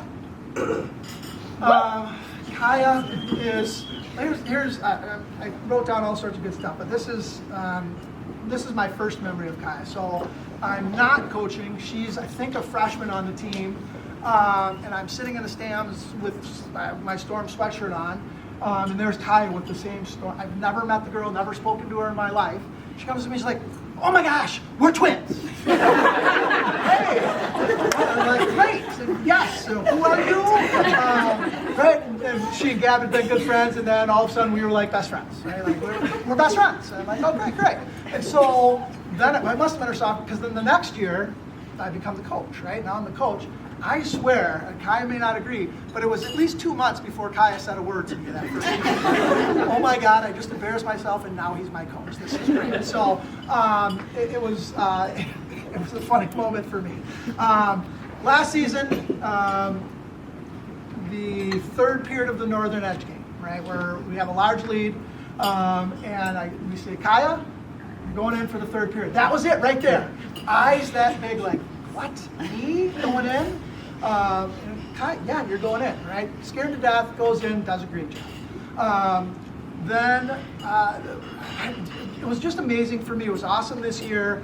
Kaya wanted it, right? Like there's another game, Kaya, you're going in, boom, I'm in. Medford game, you're starting, Kaya, you ready? Yep, I'm ready. And a key moment, a really wonderful moment for me with Kaya this year. Senior night, it's always tough, right? It's really tough when you're the goaltender, and only one goaltender can play, and how does that all work out? So I talked to Kai, and like, here's some scenarios of how we can do this. As a coach, right, you're thinking, gosh, we're really rolling right now. We want to keep this all going well. We're trying to think, down the line. Just all these things go through your head. I lay out these scenarios for Kaya. She's like, hey, coach, whatever's best for the team, I'm on board, right? That's great. I'm like, oh, okay, all right, I got it. Then, I don't know, later that night or that morning, it's like, coach, I lied. I want to play. I want to play. Like, I can do it. I want to play. And that just, it spoke volumes to me because, in that moment, Kaya's like, whatever. But as she thought about it, she's like, I believe in myself, right? So I go back to the Northern Edge game the year before where, she freaked out. Like, she was about ready to die when we said you're in on a period, and it was 7-0 or whatever it was, right? And now she's like, give it to me. I want to play, and I'm ready to go. It was just, it was such a cool moment for her to just step forward and say, give me the net, right? And it just showed the growth in her and her confidence and who she is as a young lady. She really is a tremendous young lady, such a good kid, great smile, unbelievable teammate. Watching the two baby birds there get the Coach Bauman gum, all right, before periods is one of my joys. Kaya, now that I'm not your coach anymore, I hope that we can be best friends. Kaya, come on up.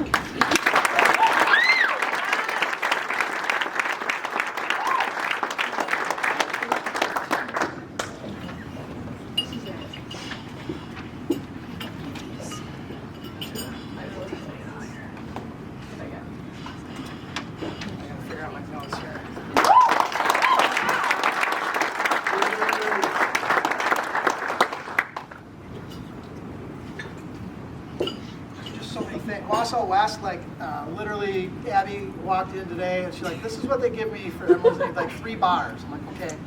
Then Matt comes in with the awards for Wausau West, and there's like 27 pieces of paper for every kid. I don't know, other things. Like, I don't even know what's happening. So if I messed it up, I apologize.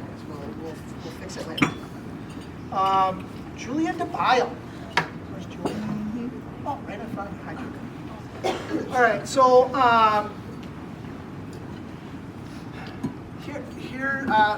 here's what I'm going to remember about Julia forever. Her level of expectation is so high, and it comes out when she's competing and something doesn't go right. She beats herself up. She comes off and she's mad. She's kind of Drew-esque. Maybe not quite that scary, but a little bit that scary. She wants to get better, right? And when things aren't going the way Julia wants them to go, she gets frustrated. She gets mad, and you probably should stay out of her way. And you love that fiery, competitive edge that Julia has and the drive she has to get better, right? We talked a little bit about controlling that frustration a little bit, probably using it for positive. But she just, I love the drive and her willingness to get better. And she'll come up to practice and what am I working on? What do I need to do? How do I get better? And I'm going to share this story. Duke probably remembers this. This was 4 or 5 years ago. Julia's trying out for the Coleman Cup. And I'm one of the evaluators and one of the coaches. Right, we're going through the list, and as we go through, we're like, Julia's got to go. We don't have room for her. Right? So they're like, who wants to call Duke? I'm like, I guess I will. I'm pretty big. I'm not sure. Right? So I think I shot him an email and was like, hey, here's what we saw. Here's what, and he was, thank you very much. And so when you fast forward to now, and to think that Julia would play a vital role on a state championship team. From what I saw 4 years ago, I don't know if I would have made that bet. Yet here she is, playing a vital role on a state championship team, and had a great season, contributed, and just you saw her get better and better and better every single year. great smile. You can definitely tell she's a coach's kid. Thank you, coach. Thank you, coach. Over and over again. Trained her well. Nice job. And she's only going to get better. We talked about the things she needs to work on and where her game can go. The thing that I know about Julia, she's going to do those things to get better. So Julia, come on up.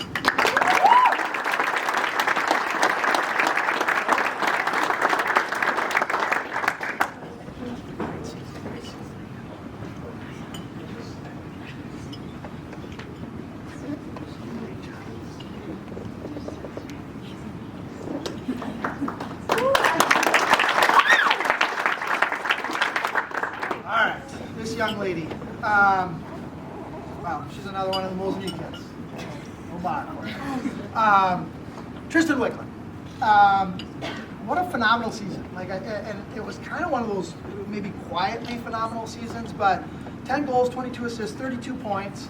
A large portion of the year, or large portions of the year, played through injuries. Beat herself up at practice when I think everybody decided to get hurt early in the season, and played in Alaska kind of on one leg. And then in the Hayward game, blows up her shoulder, finishes the game without us really knowing that. We knew that she wasn't comfortable, but we didn't really know she was hurt. And then all of a sudden I come walking out and there's Doc Bouch, and Tristan's like, my arm's dangling down here. What's going on? We thought maybe broken collarbone. We didn't know, right? We just knew that T was in pain. And her toughness, because she was, the rest of the year then she was uncomfortable is probably the kindest one, right? Like she was hurt. And she worked through it every single shift, come back to the bench and, ouch, that hurts, and then she'd go back out and do it again. And that toughness and the word we used all through the years, that grit, she just showed it every single day.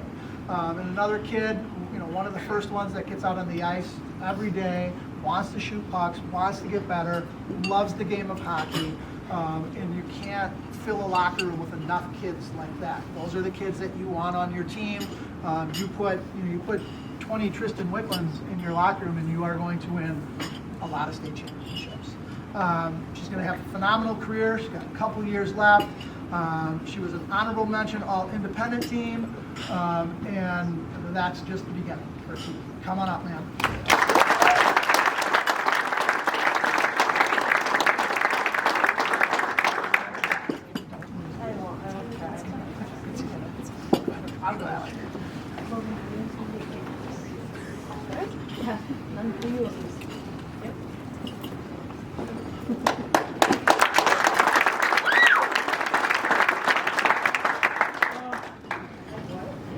All right, Michaela Garum. Oh boy. Well, the first thing I wrote on, she's got the best smile in the world. When that kid is happy, she's happy. The smile beams, it lights up a room. She definitely loves coming to the rink and playing the game, right? That's, again, you can't have a locker room with enough of those kids. So one of the struggles for us as coaches this year was where does Michaela fit, right? And we dumped her right into a tough situation right at the beginning of the year, putting up with a couple really, really good hockey players. And she jumped on, she was in, confidence was here, she was rolling. And then we're like, this isn't quite working, let's move her here. And then you could see the confidence go down with that. And then, with the power play, let's make some adjustments there. Boom, the confidence goes there. And then we tweak again, and we kept beating up poor Michaela, right? And it wasn't purposeful. It wasn't like, let's ruin this kid, this will be fun, right? It was just trying to, put the pieces in the right places and try to make things work, for the good of the whole. And Michaela never questioned what we were doing. You could tell she wasn't happy. You could tell the confidence was wavering. But whatever you needed to do, right? And again, similar to Julia, she would show up to practice. What am I working on today, coach? What do I need to do to get better, right? And we kind of set a goal for the practice, and boom, she would work at that.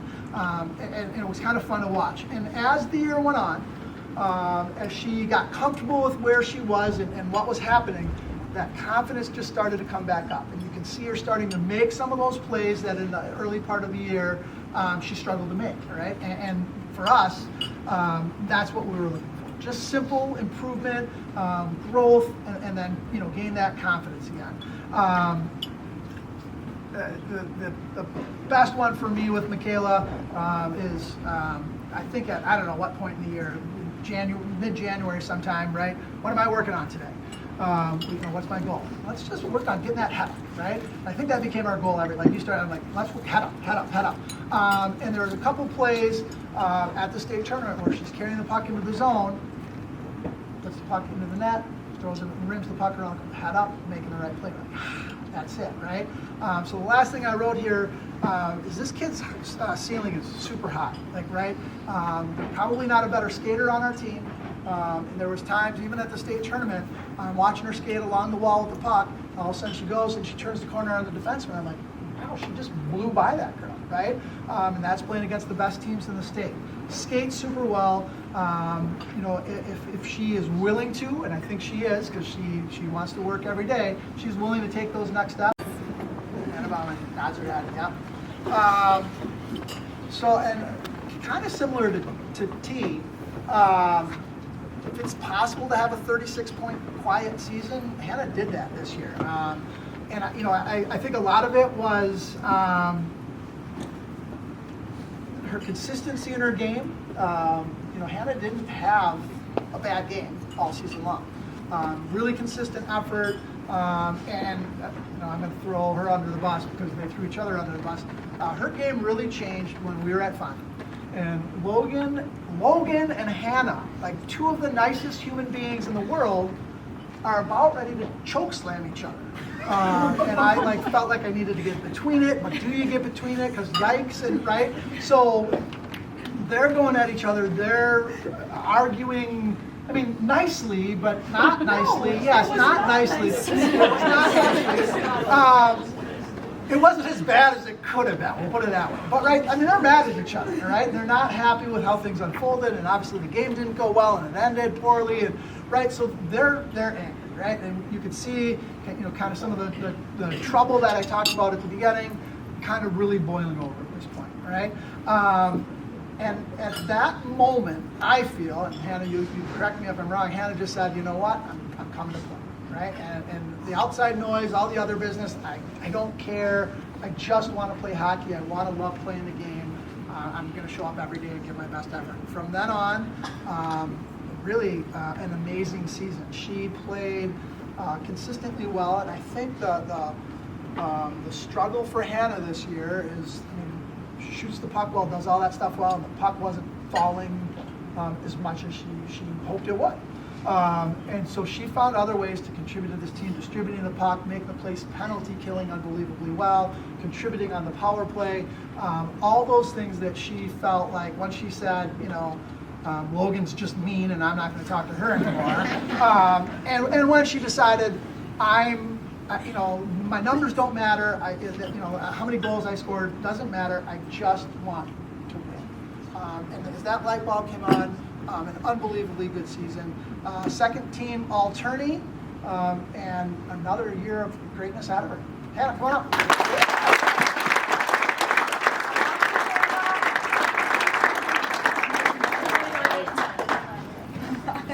I like this girl over here.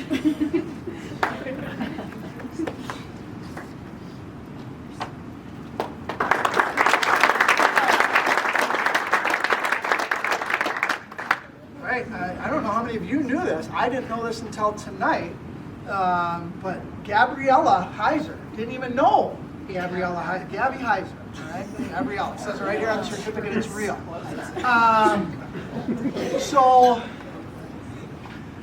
So we get this kid coming into the program, Gabby Heiser, right? There were legendary stories about this girl, all right? Good luck with her. It's going to happen at some point. I mean, just all this stuff, and I'm like, okay, that's fine, right? Let's see what we've got. Comes in, smiling, hello. Well, maybe not right from the get-go. Pretty quiet and shy to get-go. But then as the season went on, I'm watching, and I kind of see Gabby's game evolving. I see her relationship with her teammates evolving. And I'm talking to the group before practice, and there's Gabby Heiser literally hanging on my daughter, like hanging on her. And my daughter is like, I haven't hugged my daughter in about 4 years. So I'm like, what is going on here, right? This terrible, awful kid is like beloved by every one of her teammates, has been a zero-issue kid all season long, and she's just loving coming to the ring, right? And I could share 100 conversations I had with Gabby, but the most poignant one to me is late in the season, one of the 150 times Gabby cried towards the end of the year. The realization that this was coming to an end, right? The season that we didn't know what to expect out of her, I don't think she knew what to expect coming in, was going to end. And all these friends that she made, all these people that she didn't know and probably never had an experience like this before, was going to end, right? And just to listen to her talk about the joy that she had for this team and for the locker room and for playing for the Storm was awesome, right? Like, that's why you get involved in education and teaching and coaching, to see a person grow like that. It was unbelievable. Freshman year, 16 goals, 8 assists, 24 points. Works so hard, an unbelievably great teammate, will do anything necessary for her teammates, which you absolutely love. She ends her year in the state finals with 2 goals as a freshman.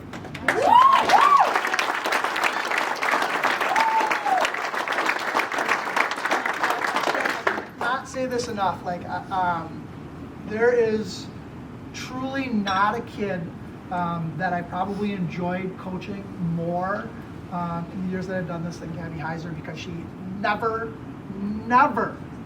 had anything negative to say. She just loved coming in. Our end of the year meeting with Gabby, well, we couldn't get her to stop talking, number one. But number two, she was just so effusive in her praise for what happened in the year that she got to be a part of, and all the joy that it brought to her, right? And it was a really hippie conversation, like it's just peace, love, and joy, dude, and all this stuff. But you just love to see a kid who came in. We had no idea what we were going to get as a hockey player, and we're maybe a little scared of what we were going to get as a person. And then to get the nicest, best teammate in the world to walk into your locker room and become a part of the Storm program the way she did, phenomenal. Gabby Heiser, come on.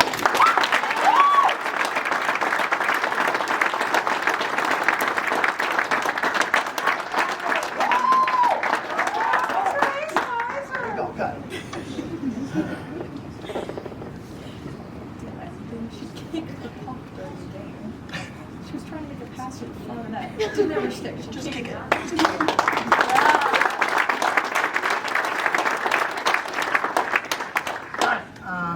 This one I'm going to do my best to hold it together. Mackenzie Bouch. Truly one of my favorite human beings on earth. Such a wonderful kid, a wonderful teammate, and the things that she does to make a hockey team better don't show up in the box score often enough. Don't get her the credit that she probably deserves. I think, and I didn't tally it up because it didn't matter to me, but I think she had 5 goals, 6 assists, 11 points this year. Tremendous penalty killer. You put her out there and the stops and starts and fight to win pucks and races. Unbelievable. Put her at center, hadn't had a lot of experience at center. Mac win us faceoffs. Boom. I'm going to win you faceoffs over and over and over again. All right. It's a rare thing, and I don't know if I've ever had a kid on my team who lifts up an entire bench because she back checks so hard. Right? That a 2-on-1 is developing, and you're like, we're in trouble. And then out of nowhere comes Mackenzie Bouch, breaks it up. It's done. It's over. Right? That thread is gone. just doing those types of things every single time just doesn't happen very often, all right? And you know, I will say this, and 100%, we do not win a state championship without Mackenzie Moses. 100%. Does all the little things, didn't give up a goal, her line, all right, and you know, with her centering it, didn't give up a goal the last 10 games of the year, not once did they get scored on, right, shutting down everybody. And the thing that I love about Matt the most is her positivity when she walks in the rink, you know, in spite of whatever's going on in her life or around her, she is there with a smile on her face. She is ready to be a part of this team and give everything that she can. And she does it as well as, if not better than any kid I've ever coached before. I'm so happy to have another year to coach Matt. Matt, come on up.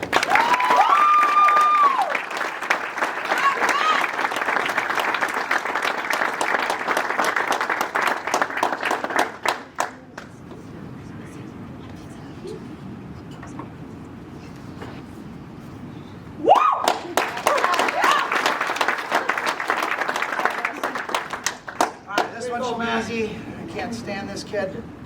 Logan Crawford. So I knew this role here. I've known Logan for a long time. You know, growing up with Gavin and playing together, through all sorts of different teams and experiences. I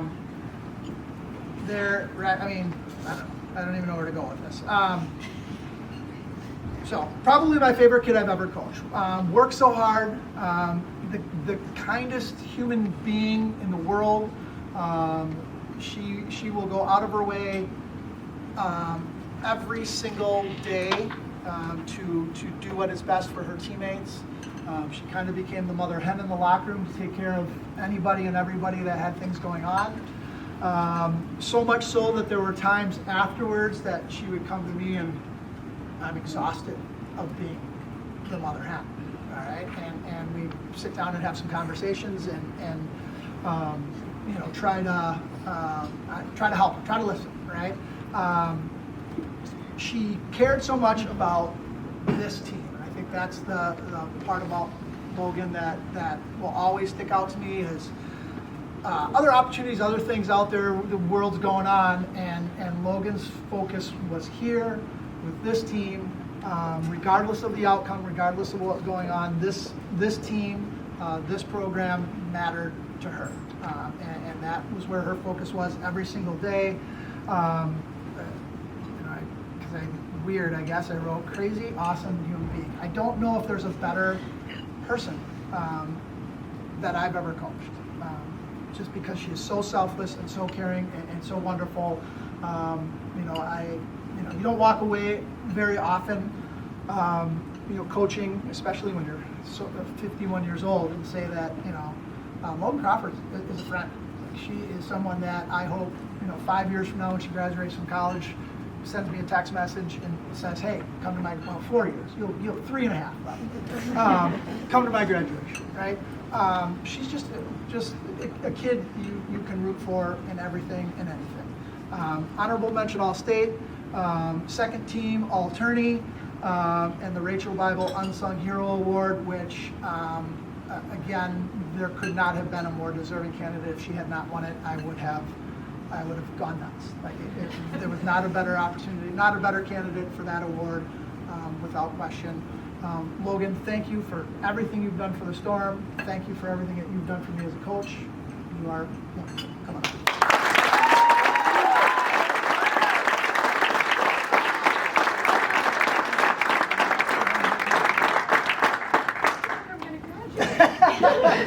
That might be the most shocking one. Yeah.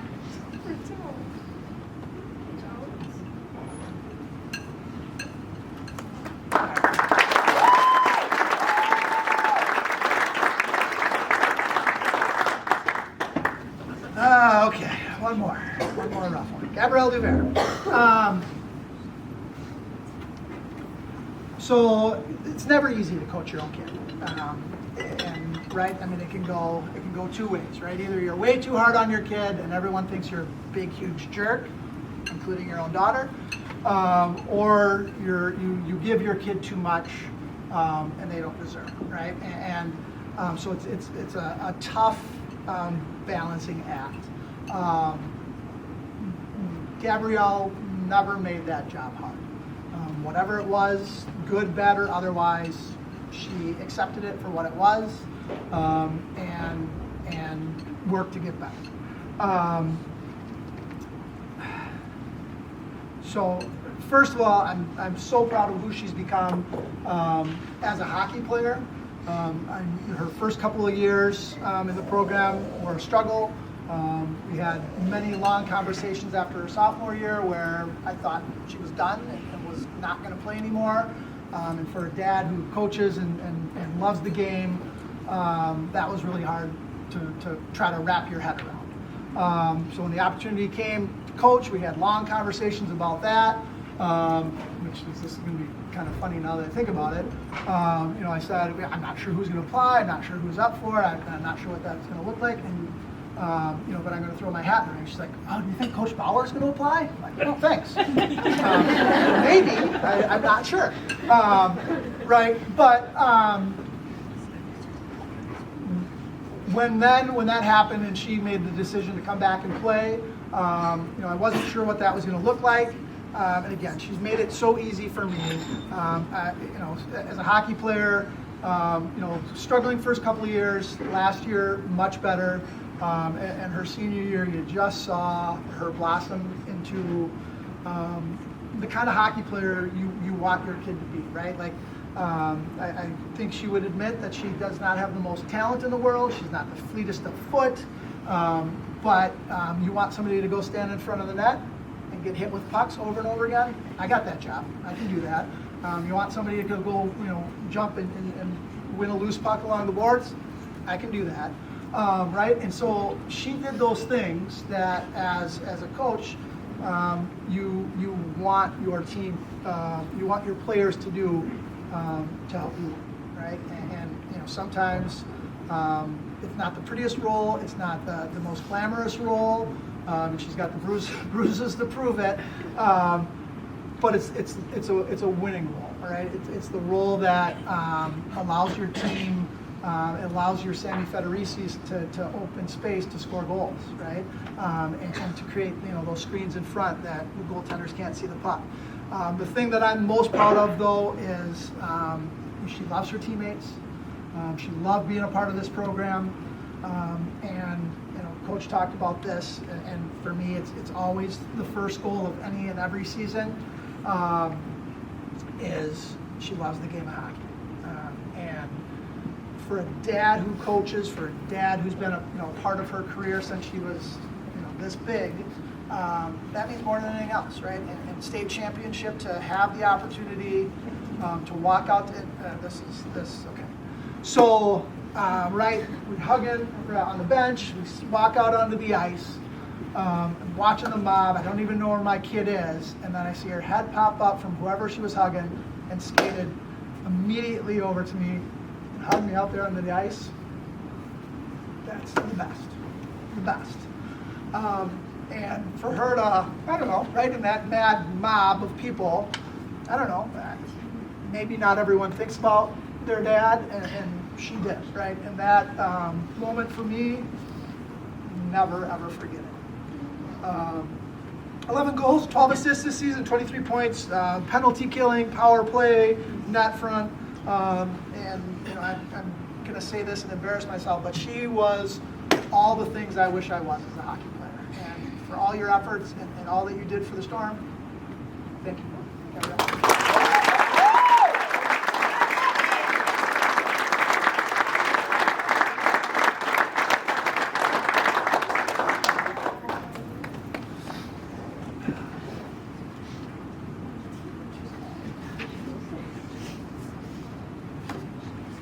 Yeah, Gab.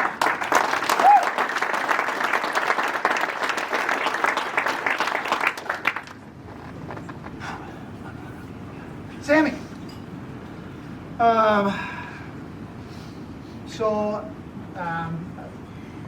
probably doesn't even know I know this story, but there was that point. So when I came in a couple of years ago, we couldn't meet, we couldn't do any of that stuff. So I put together a couple of videos about here are my ideas, right? Here's what I'm thinking. All right, and I think Paul said they were up at their cabin, and Sammy's going through the videos. And Sammy's like, "Dad, I'm so mad at you, ratted me out." And she watches the videos. This is stupid. It's never gonna work. This guy's an idiot. What are we doing? All right? Okay, I better made that part up. Right? But right, and I know, right? I know when I came in, Sammy was skeptical. Like, I had a good relationship. Things were working out fine before. Now you're in here.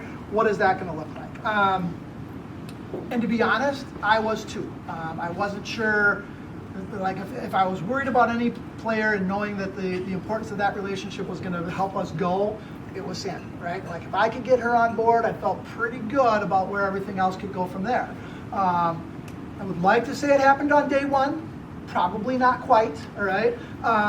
But as we went through that season, her junior year, and things started pretty well, and Sammy was very vocal, like, we need to play just the way we played before. It worked really well. And I'm like, okay. So I kind of relented and let girls get comfortable.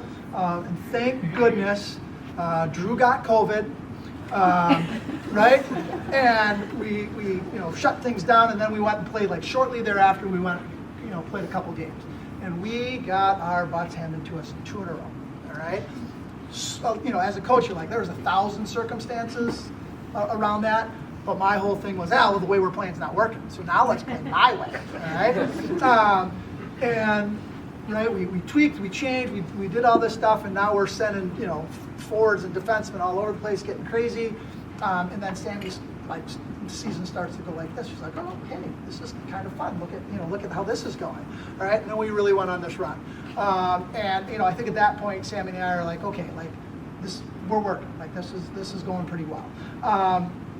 And so as I wore her down and she came to accept me as a coach, I think we formed a pretty nice relationship that allowed us to bring out the unbelievably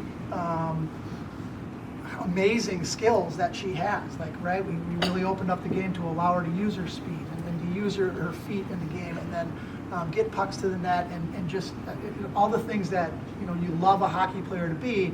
Sammy just really thrived in that role, and I know that in spite of our struggles early on, Sammy has made me a better coach because she challenged me every day. Sometimes in not the best ways, all right, but other times just by pushing it and really trying to make the most of herself. To be a better hockey player, she pushed me to be a better coach, right? And learn how to handle those situations and try to develop everyone on the roster to make us as good as possible. There's a lot of unbelievably amazing Sammy Federici games over the course of her career. But when I talked at the beginning about putting a team on your back and refusing to lose, I don't know. I haven't watched every girls' high school state hockey game, but if there was a player that played better than Sammy did in 2 games, I don't know who she was. Right, her game against Petrol, delivering the puck to her teammates in spots that they could finish opportunities, phenomenal. And then in the state final, I'm just going to go out and score 3 goals and put this one away early and finish the job. Right, and like I said, we went into the 3rd period going, yeah, we won. This is over, right? And Sammy just, in spite of some of the struggles that she had early in the year and trying to figure out how this was all going to work and what her season would be like and all the pressure that she put on herself, she used that at the end to carry a team to a state championship, and her performance was amazing. Co-MVP of the state tournament. First team all-tourney, first team all-state, Janelle Sergey Award finalist, and first team all-independent. Probably could have been more accolades for the season she had and the way she ended it. I cannot thank her enough for her contributions to the Storm, for accepting me as a coach, and for what she did for us down the stretch. Sammy?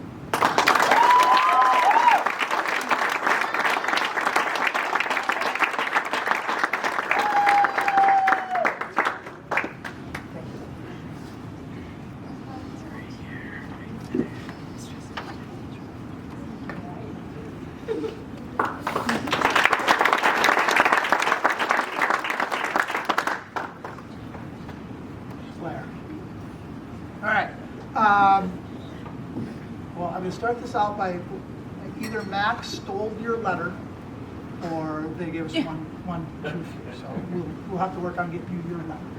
Just start that way. Well, I mean, pretty easy way to start this. Amazing start to a career, 9-0 record, .69 goals against average, 956 save percentage. Wow. Right?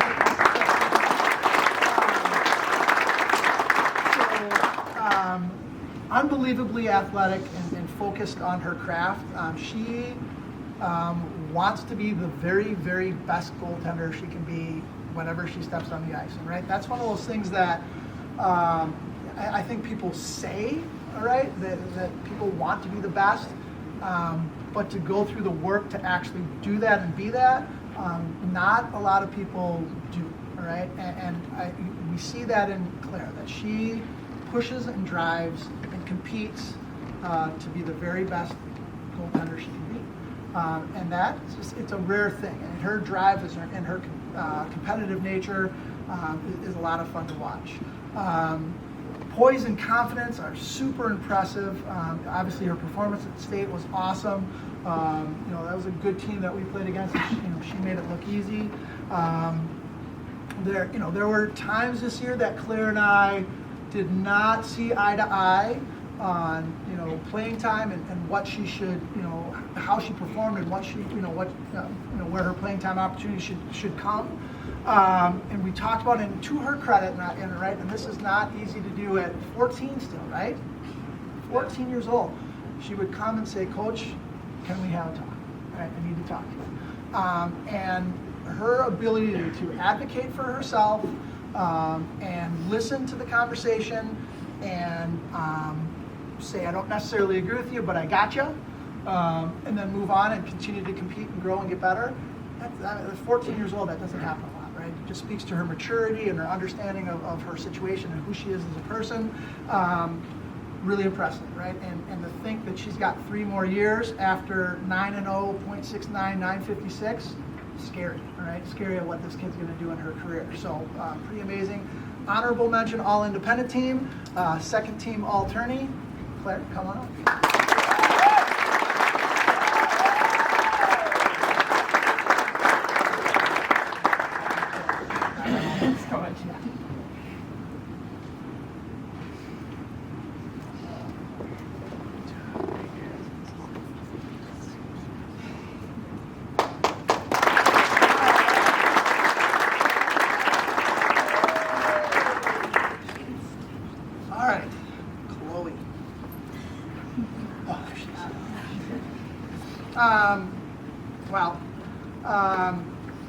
I think we're all well aware of what a good goalie Chloe is. Maybe not everyone understands just what a great team player she's been. Maybe the best team player I've ever been around in my life. Every award, everything, all the attention she's gotten this year, the couple of times she's had to speak in front of the cameras, which she loved, is truly deserved. I mean, it really is, and then some. And again, really, really good goalie. But that attention and those accolades aren't necessarily about the goalie. It's about the person and the baker.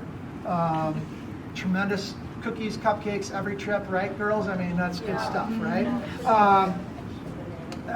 There's just 2 quick stories that I'll tell forever. So at some point in the years, we kind of mapped out the plan with the goaltenders. Kind of had a conversation with Chloe about how things were going to unfold and what it was going to look like. And right as a sophomore, Chloe played almost every minute of every single game, right? And now as a junior, we're saying, hey, we've got another really good goaltender here. We're going to ease you in. She's going to take some time from you. Here's what it's going to look like. Kind of mapped it out. Chloe, how do you feel about that? All right. Quite simply, I don't want her to have the freshman season I had. I'm good with it. Okay. Right? Like, that's amazing, right? Because it could have been very easy for her to say, that's mine, right? Look at my numbers, look what I've done in my career. I'm not sharing. Like, this is my net. All right, that's a teammate right there that you build anything around, because she knows grand scheme, big picture. This is what's important. This is what's good for the team. All right. Amazing moment for me because now that makes my job so much easier. Right. I know I can do this, and here's the plan, and she's on board. Right. She's a part of it. I don't know if she liked it really. Right. She probably was home cursing my name, but to my face, she was wonderful. All right. And the other one. Right, I talked about Kaya and her, sending me the email saying, "Coach, I really want to play." All right, and I'd already told Chloe, like, you're in, like, right. This is an important game. We're kind of coming down the stretch. We've got to play well. Chloe, you're in. It's your game. And then, so before that game, right, we're dressed and ready to go, for warm up.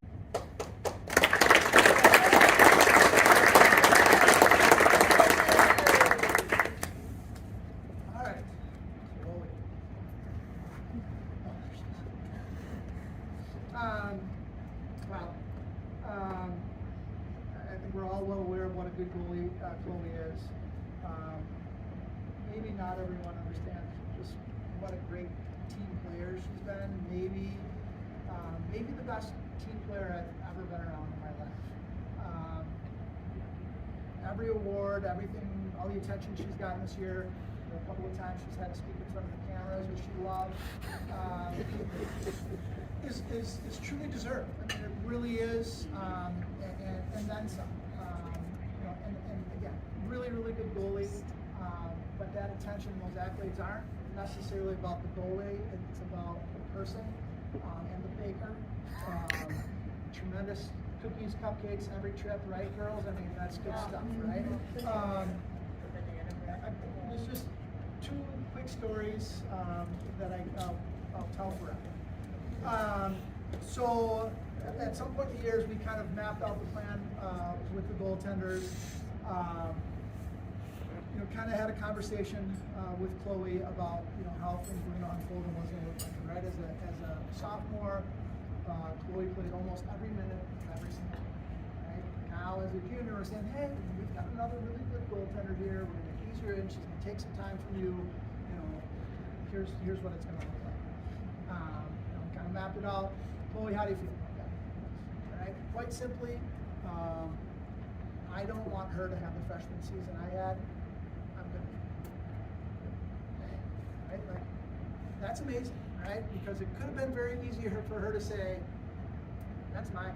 Right? Look at my numbers. Look what I've done in my career. I'm not sharing. This is my net. All right? That's a teammate right there that you build anything around. She knows grand scheme, big picture. This is what's important. This is what's good for the team. All right. Amazing moment for me because now that makes my job so much easier. Right? I know I can do this, and here's the plan. And she's on board. Right? She's a part of it. I don't know if she liked it. Right? She probably was home cursing my name. But to my face, she was wonderful. Right? And the other one, right? I talked about Kaya and her, sending me the email saying, "Coach, I really want to play." Right? And I'd already told Chloe, like, you're in, like, right? This is an important game. We're kind of coming down the stretch. We've got to play well. Chloe, you're in. It's your game. And then, so before that game, right, we're dressed and ready to go. For warm-ups, getting ready to go. I'm like, hey, so here's the situation. What do you think? Right? Kaya wants to play. She wants to start. What are your thoughts? Oh, I want Kaya to start this year. Right? Like, you just don't build a better team. Right? So when you do all the things that we did this year, all right, and end it in the state championship, and a kid like that records a shutout, it's a state championship.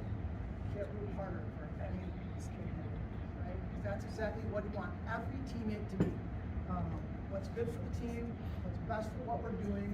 I'm willing to do it because it's the right thing, right? So when I talk about integrity, that's Chloe. Like she just knows that no matter what, I've got the bigger picture in mind, and whatever that means, I'm going to do it because that's how much this group of people means to me. And as a coach, as coaches, you can't ask for anything more. Second team, all independent. The girl that was first team, we let up for 5 goals in the state championship, and she shut out their team. So we'll scoot on that one. Honorable mention All-State. But then the Jesse Vetter Award winner, right? Won best goaltender in the state, well deserved. And first team all-tourney team for a shutout against Alaska in the state championship. Fully come up and give your little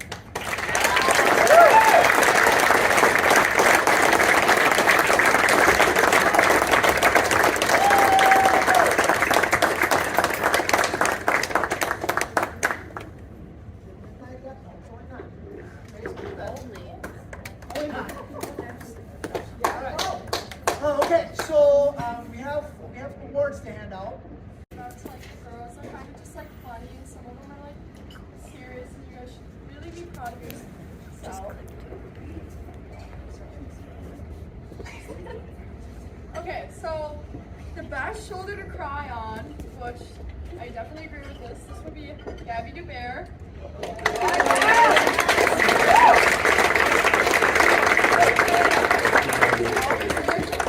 Even though I know sometimes it's hard, but she's always there for everyone when they need it. So this one is pretty obvious who it should go to, but this best dancer, she was always down to dance whenever. So this is Logan Crawford.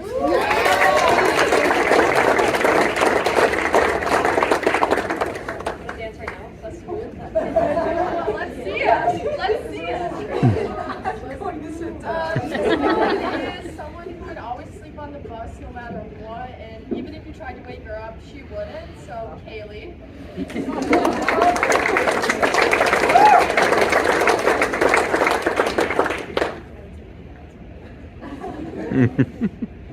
This one, most likely to have a childhood addiction to Duncan, was someone who always showed up to practice with Duncan or games to Duncan. So from Duncan, so that would be Mackenzie.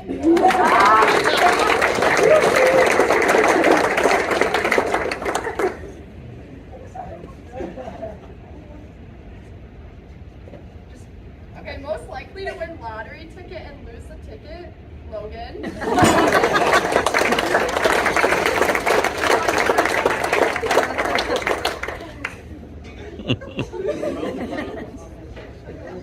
So this is actually insurance. Okay, well this is kind of awkward, but she was always showing up to practice with a lot of energy, and she kind of lit up any locker room, you know, always screaming, getting the energy on the bench up, and that's Drew.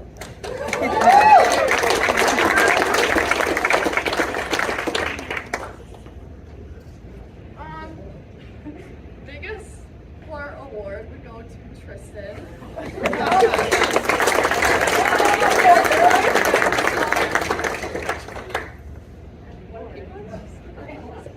Oh, never mind. Scratch. Oh, okay. I can't.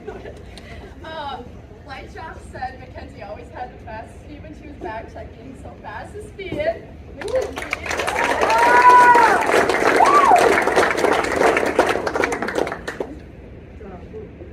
Most likely to whip on a shot, Maddie.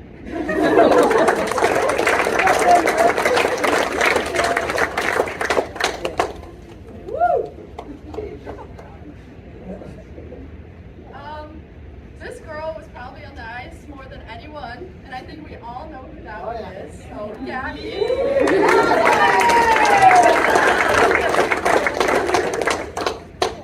So cute. Loudest scream / biggest cheerleader. I don't even know who this could even come close to. So, Malia.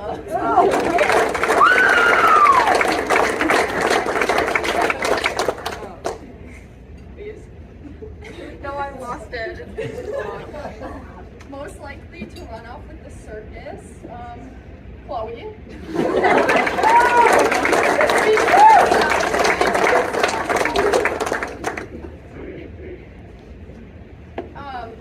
Most likely to be a president, this girl is one of the smartest people I've ever met, and she's going so far in life, so that would be Kaya.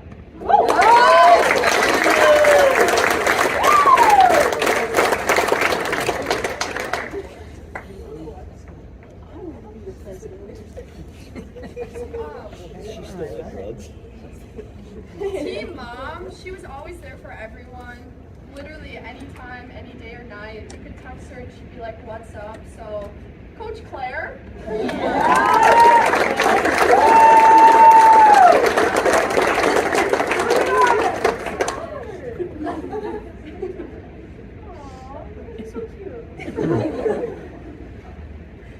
Most likely to marry a millionaire.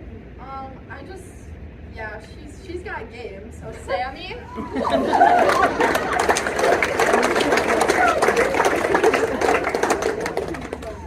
That was it. All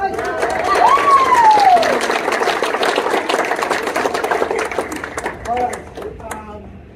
We have 11 girls get back. So I'm gonna. You know what? Yeah, we got a video yet. I know. I'm gonna go fast. I promise. All right. People know this award. It was in the program. And the Hobia Baker Award goes just to that good human being who plays the game with sportsmanship, plays hard, does all the little things that you love a hockey player to do. Logan Crawford. Hobia Baker.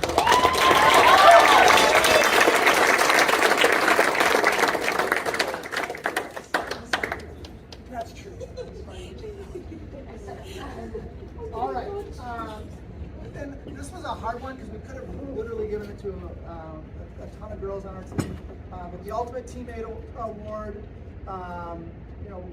we went around a little bit about this, and again, there are so many worthy candidates, but for her willingness to play her role and do it to the best of her ability. When she's called upon to perform, she did, and when she was asked to support her teammates and cheer them on and be the best possible teammate she could be, she did that as well.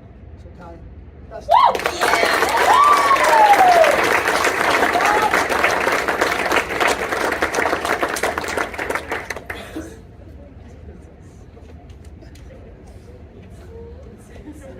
I don't know if any of you got the chance to read Prep Hockey, but there was an article in there about 32 years of coaching and never getting to that final hurdle, right? Did anybody read that?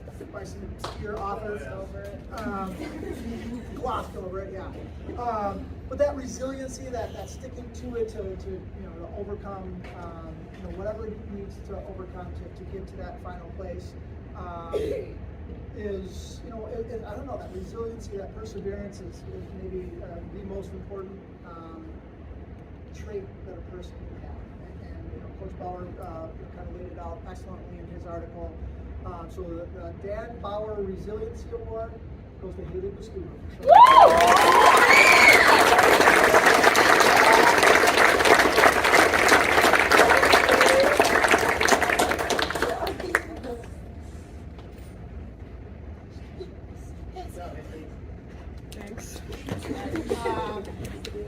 So, school, and probably don't talk about it enough because being all the different schools we are, it's hard to keep track. But at the end of every year, I reach out to the ADs and say, hey, here's the girls, what's their GPA? Our team GPA this year was 3.73.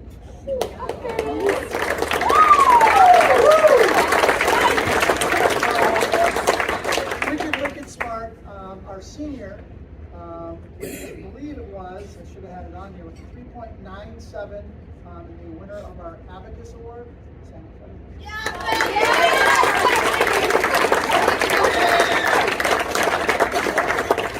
Don't take geometry. Great teams don't do great things without great leaders, and again, our team was filled with them, and I think as the year went on, more and more people filled the role. But there's an award, it's been here for a while, called the Denny Drake Award for Leadership. And I think the person that really filled the role as our captain in various different ways, and taking care of her teammates whenever they needed to be taken care of. And that leadership really, helped girls that were in hard situations get over the top. So Logan Crawford.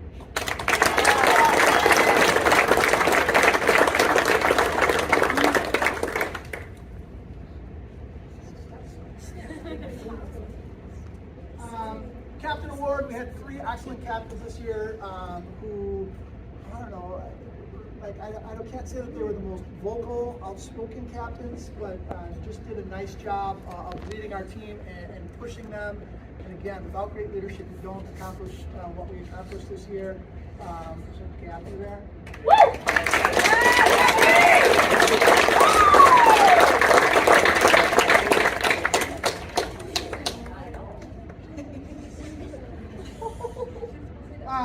We talked about coachability as one of those traits that's just so valuable and so important. And again, there's a number of girls, coachability, that you saw them every day soak it in and want to get better and push themselves to be the best hockey players they could for the team. So the Pete Susans Coaches Award goes to Ava Rowe.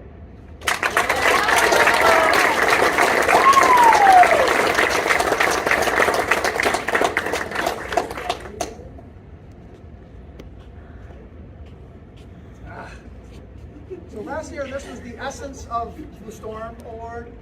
We've changed it to the Storm Pig Award just because it seemed fitting for this group.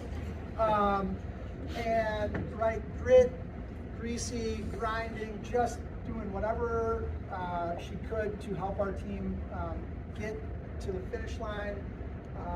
Plays the game with an edge that I don't know, you just don't see in a lot of female hockey players.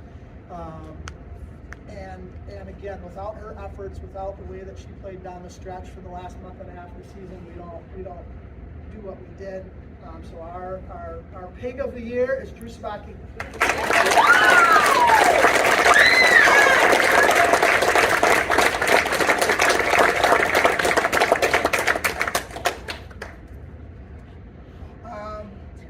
Another award I think we give given to a lot of people, but Coach kind of outlined it. It was set up between Drew and Abby to, Drew is going to step out for game, Abby fills in, boom, Abby comes in like, wow, she played really great.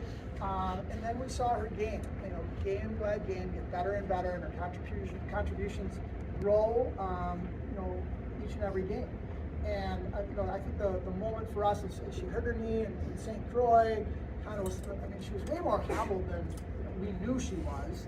She goes out and plays the next game, and I think it was Grandma said, geez, Abby, you look kind of slow out there. And Abby's like, yeah, right. And then she comes to practice, and her knee's like, yeah, we're like, you need to go look. Like, I'm fine. Like, I don't think you're fine. Or I'll come, right, goes, looks at it, and she wasn't fine, right? She shows up in crutches the next day. Well, kind of, maybe she didn't really use them, but she had them with her, right? And then, right, kind of lost some time, and then, right, state tournament, kind of, and we're trying to figure out 5 defensemen and what this looks like. All of a sudden, there's just this chemistry with Drew and Abby, and she get the puck on her stick and move it to the winger, and boom, like, and over again, she does this, like, she's phenomenal. She's playing great hockey. We got to keep those two together and keep going. And that growth, and coach, we have 2 more years with Abby, not 1. Most improved player.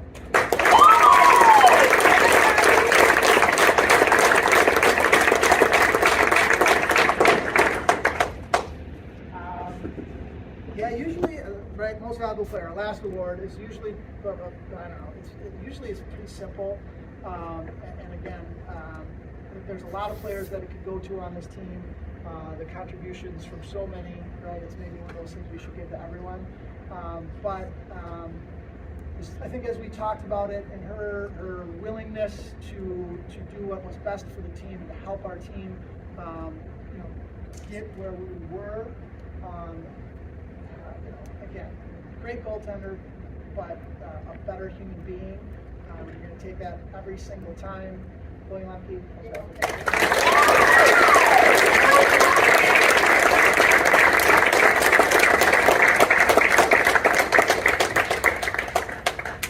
Well, coaches, I think we're done.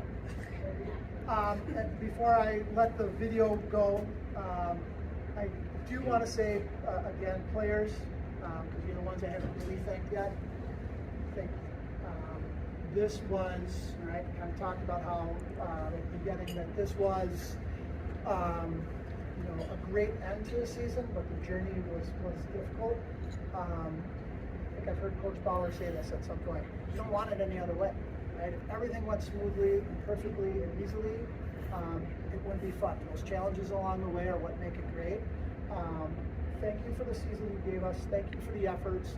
I think when we met in November, if I would have told you then that what you did in March was for sure, probably would have laughed. But here we are right now, right? With the state championship trophy back there, talking to Mr. Federici about banners that would be hung on rinks around the area. That's you. That's your legacy. That's what you did. That's what you did for us as coaches. You are wonderful young ladies. Thank you so much for everything. Appreciate it. Stay champs.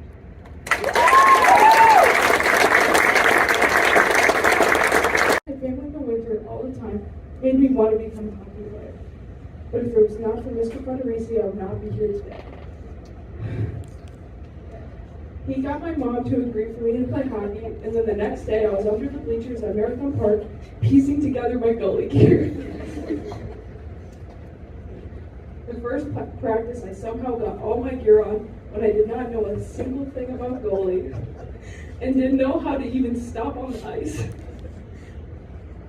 But thanks to my amazing coaching staff that have been with me and other girls, I was able to stop the puck. Coach Tomchek, you've always been supportive and nice when I had a bad day, practice, or you name it, and I really appreciate that.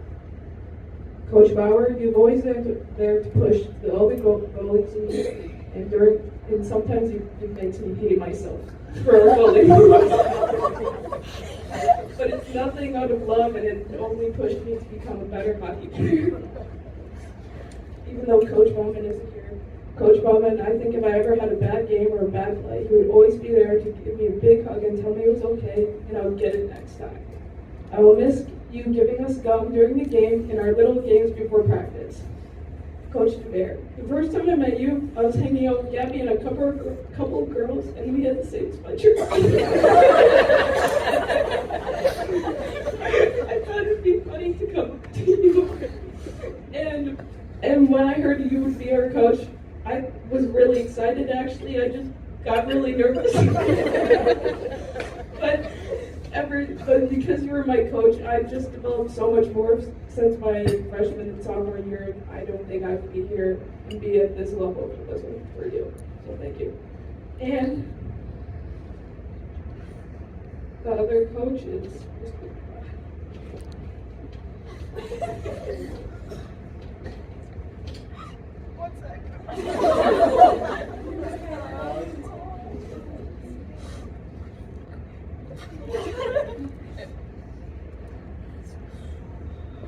Mr. DeVile, I have so much to say about you and what you've done for me, and what you've taught me when I first started goalie is nothing that I don't even know what to say. You literally got on your knees and got into the butterfly and said, this is how you do the butterfly.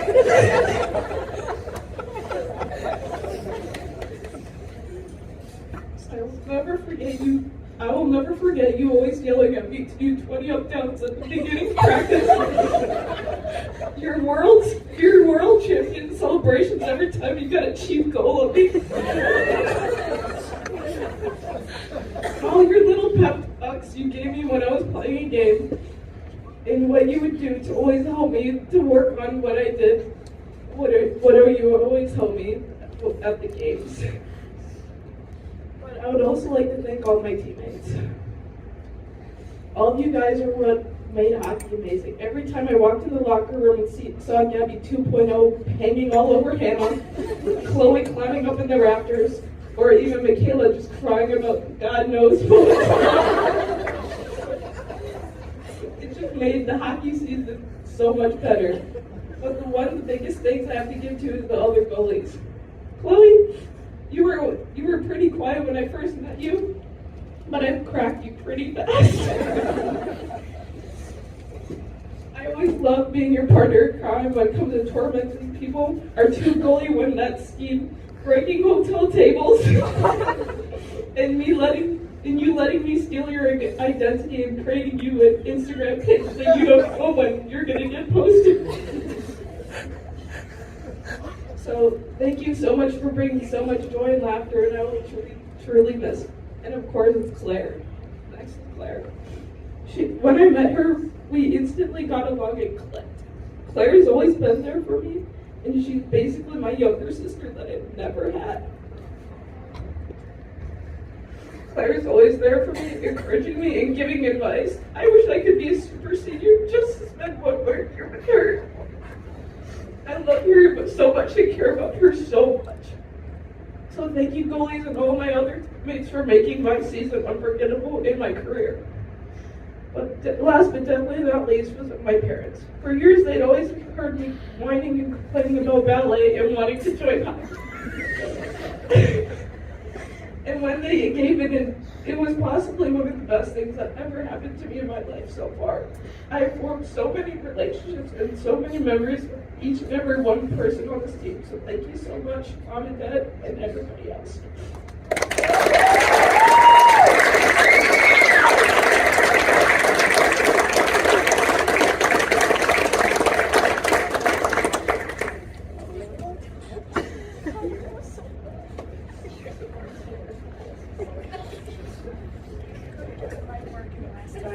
You guys, is it working? Okay. Is it close? Okay,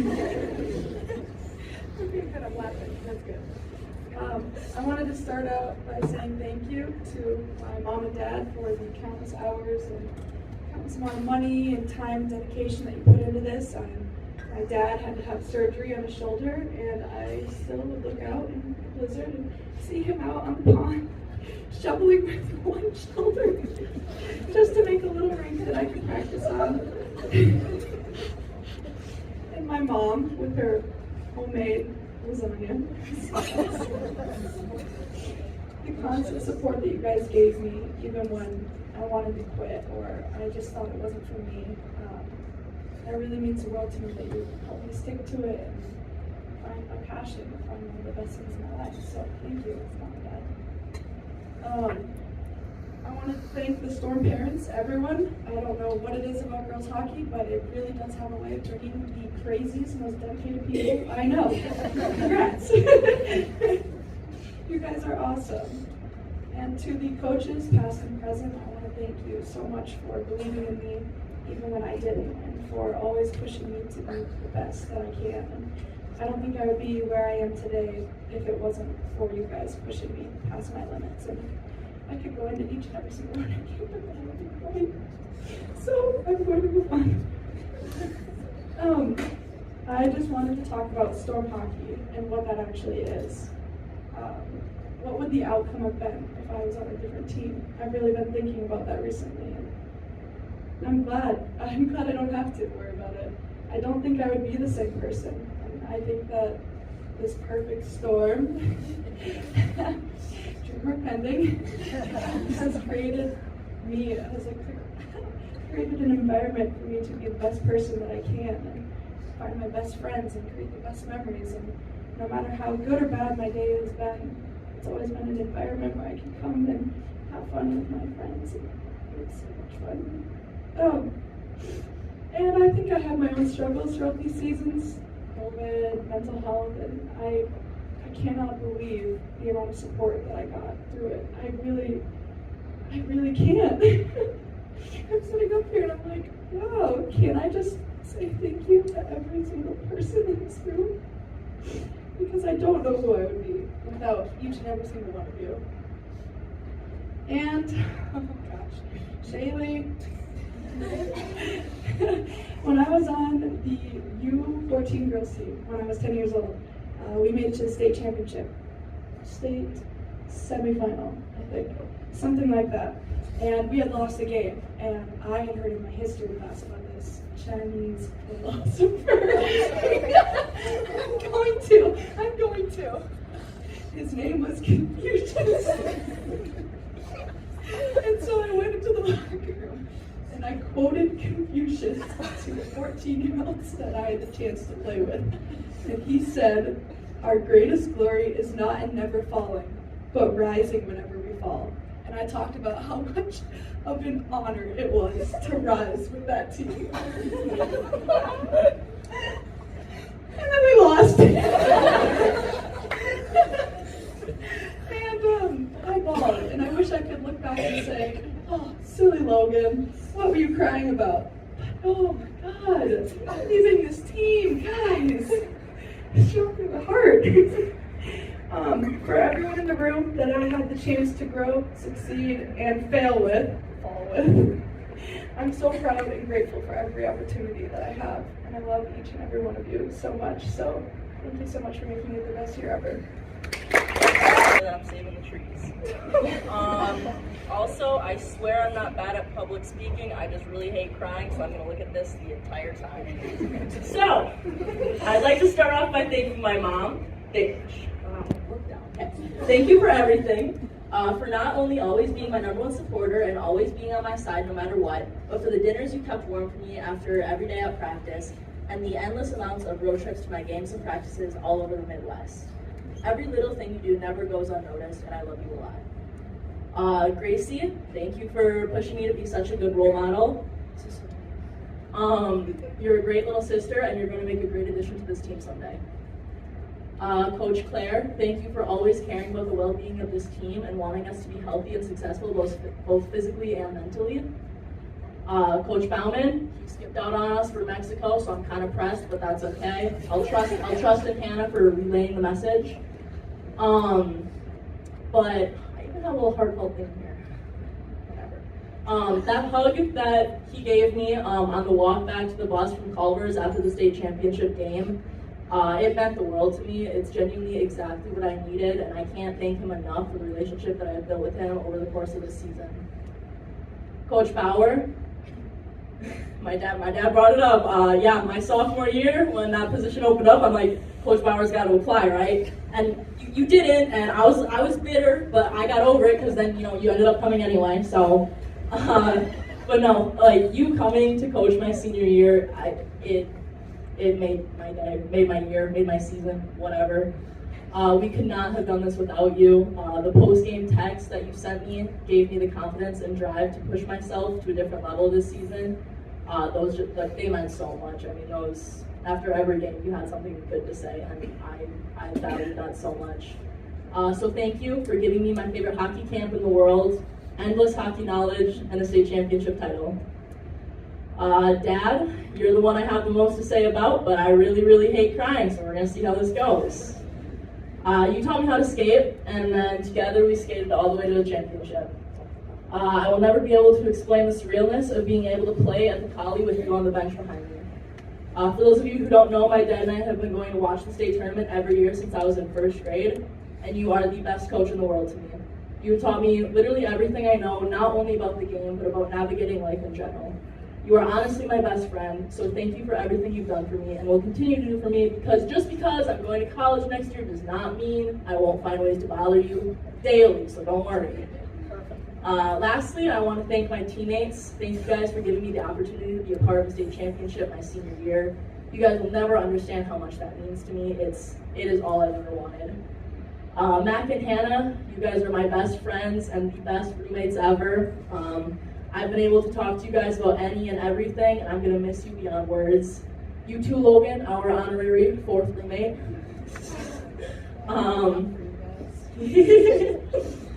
Little Gabby, there's not enough time in the world to say all I have to say about you, so I'm just going to leave you with this. Never ever stop being yourself. You have the kindest little heart out of anyone that I've ever met. God damn it. Never cries. I never want you to lose that, okay? And then finally, I just want to leave you all, especially the underclassmen, with a little piece of advice. It went by fast, just like everyone tells you that it will. And I just hope that you guys take the time to cherish the precious moments that we've spent together and the moments that you guys are going to continue to spend with each other. These years aren't going to be easy for you. High school is filled with stress and drama and heartbreak and hurt, but you guys are always going to have this team to back you. And you have to remember that high school is also filled with experiences, friendships, and growth. And you're going to have this team with you through that too, the good and the bad. This team will be here for you if you ask for it and if you let each other in. What I'm trying to say is focus on the good, okay? Because there's so much good that's going to come from being on this team. And I know there's some not so good, stuff too, like trust me, like I know that. where's my spot? Hang on. But I'm gonna miss this more than anything. I'm gonna miss having all of my friends in the same place at the same time, taking pregame naps on the bus with 3 other people piled in my seat, all of Hannah and I's locker room talks, ordering food with Mac way too late at night during away games. So much pizza. Taping Taylor's stick and giving a kiss before every game. Breakfast at Mickey's, team dinners, so much more. Like, those are the good things, you guys. Like, cling to those moments because they are more valuable than anything. In the end, I'm gonna miss all of it though, the highs, the lows, the lessons, the setbacks, the love, the hate, everything. So thank you guys for giving me this opportunity to love something so much. That's something I'm never gonna be able to repay. Hey, we're almost done. This is like the last thing on here, so. All right, is this fine? I really don't want to use the mic. Yep. Okay, for those of you who don't know me, that's probably for the best, but I am Samantha Federici, I was one of the senior captains this year, and I just like to take a moment to reflect not only on this year, but the past 4 years that have arguably been the best of my life. And I've been attending these end of the year banquets wondering when it would be my turn to give a speech in front of my teammates, family, friends, and coaches, and I guess that time is now. And I've had the greatest honor and opportunity to be on the Storm the past 4 years, and I've made friendships that will last a lifetime, and I've created memories that I will remember forever. And I've skated probably 1,000 miles in the rinks, and I sweated from head to toe. I've cried tears of frustration, happiness, and just because I didn't know what else I could do in that moment. But no matter what the situation was, I always had teammates that were there to pick me up and say, "You're gonna be a wuss all your life, stop crying," or coaches saying, "Come on, you'll get it next time." And so many people believed in me and pushed me to be the person I am today, and doubted me and motivated me every single day to become better. And through that, and I was able to go through the toughest times and failed so many more, but because of this family, I was able to get back up. And for that, I need to thank a few people. First off, I've had a lot of success under the guidance of my coaches, Coach Dubert, Coach Bauer, Coach Claire, Coach Bauman, and even Coach Duke, Coach Crawford, and Coach Federici. I can't keep any of this glory to myself, however, and I owe everything to them. The people who were there for me when everyone said no and they said go. Thank you for spending hours of your own free time working with us and never giving up, even when you thought we were never going to get it. And thank you for being patient when we were late to practice and making me smile when I didn't feel like it. And finally, thank you for pushing me just hard enough without knocking me down. To me, the sport, however, is more rewarding in ways other than personal glory. Stat sheets fade, you lose your game puck, and no one remembers the giant trophy you won. What is remembered, however, is the people who made the largest impact on me. And for me, that was my teammates. So, Kaya, it's been an honor to be a senior with you and arguably one of the funniest people I know on this team, and I can't wait to see what you accomplish in the future. Juju, you are a member of the Magic School Bus. Thank you for always listening to me rant and scream Taylor Swift on the way home from practice. Kaylee, your work ethic was truly inspiring and you were always positive, which made me more positive. Tristan, my mini-me, whether we were dancing, singing, or crying together, I knew I could always count on you, and you're gonna make me so proud. Ava, you improved so much this year, and I will always love you for being a Harry Styles fan. Michaela, you're like a little sister to me. Enough said, but even though it was only 1 year, I'm glad we got to spend it together. Gianna, you're arguably one of the best styles on this team, and you're always willing to work hard, and you stepped up big in so many games. Hannah Jo, a 3-line member and a member of the Magic School Bus, and thank you for supplying my coffee addiction and always giving me the best advice. Carly, who was one of our quiet leaders this year, she was always doing the right thing even when no one was watching, which is truly admirable. Kate, if anyone's going to go TikTok famous, it's her. Enough said. Gabby Heiser.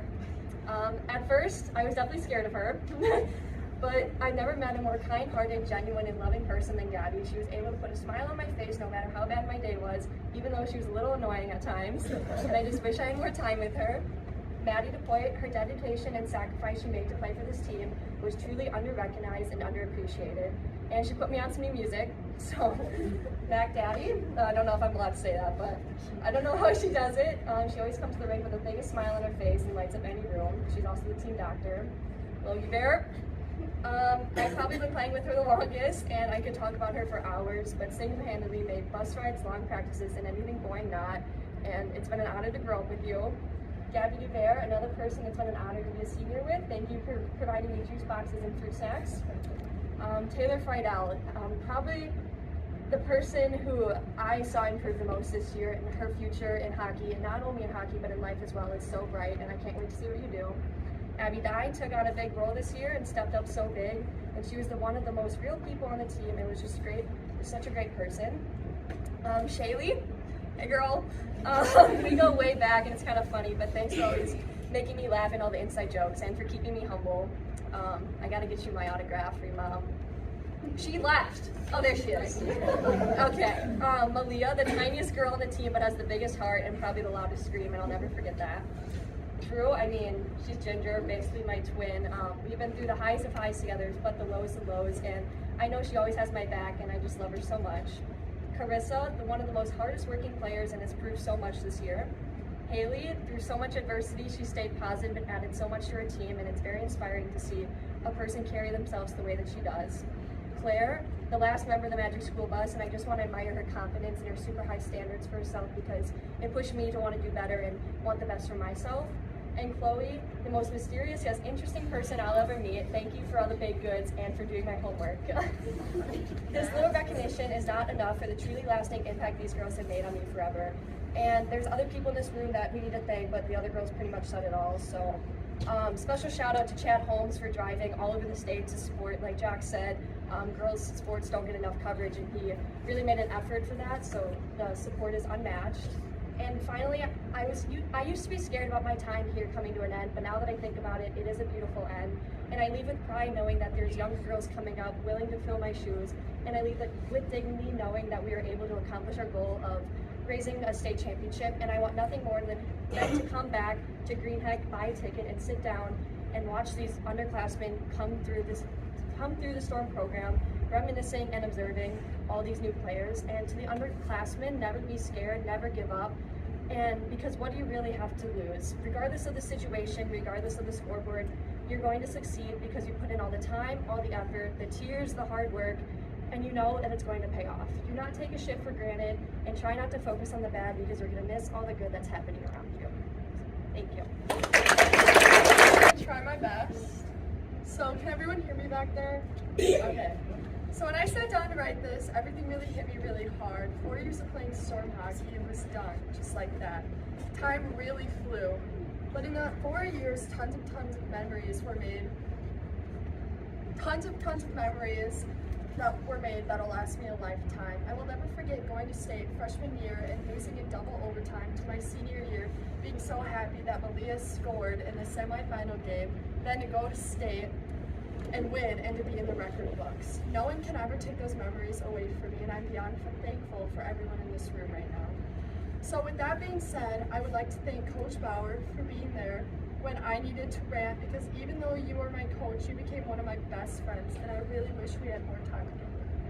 You were one of the biggest reasons I continue to play this year, and I'm beyond grateful for you. I'm going to miss you so much, but I'm so sorry. But you brought so much to the team this year. I really hope you decide to stay, because you have a special place in my heart. I would also like to thank Coach Claire for being the team mom and being there for everyone, because you're an amazing listener and give even better advice. I cannot explain how much just being able to rant to you about things going on between my personal life to things going on around the team. You are a key part of this team, and I really hope you know that. Now to Coach DeVere. I don't know if everyone knows this, but we had our ups and downs last year and continued into this year.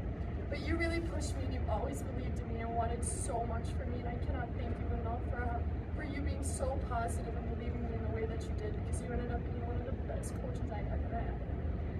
And Coach Bauman, even though he isn't there,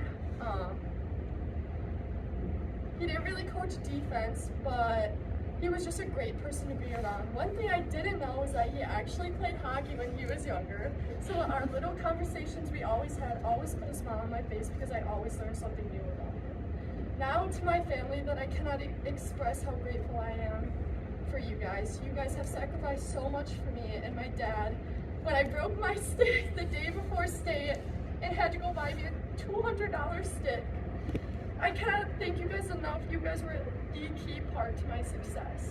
Now that all the thank yous are done, I want to say that I made my best friends for life this year. Abby, Malia, and Haley. I love you guys all so dearly. You guys always put a smile on my face, and you guys were just amazing people to be around. You three were also a big reason why I decided to continue this year, and I cannot thank you guys enough. A core memory I will always cherish is when we were on the highway and it was pretty icy out, and my car started to go sideways, and I was yelling at them because they were all laughing at me because they thought I was lying when my car was literally doing a 180. That is one thing I don't think I can ever forgive, but I'm glad it was with you guys. I wouldn't want it with anyone else. Being a senior means you don't get a lot of time with the freshmen, but as everyone knows, we have a very young team, and I couldn't stand up here and not say thank you to every single one of you that stepped up this year, and I wanted to thank you for that. I want to thank everyone for trying their hardest because you all made the seniors' dreams come true this year. Everyone really stepped up this year, and I hope you guys take this excitement and drive we all had this year and bring it into your next season and bring another one home. I wouldn't have wanted to go through the season with any other team. Believe in yourself, but more importantly, believe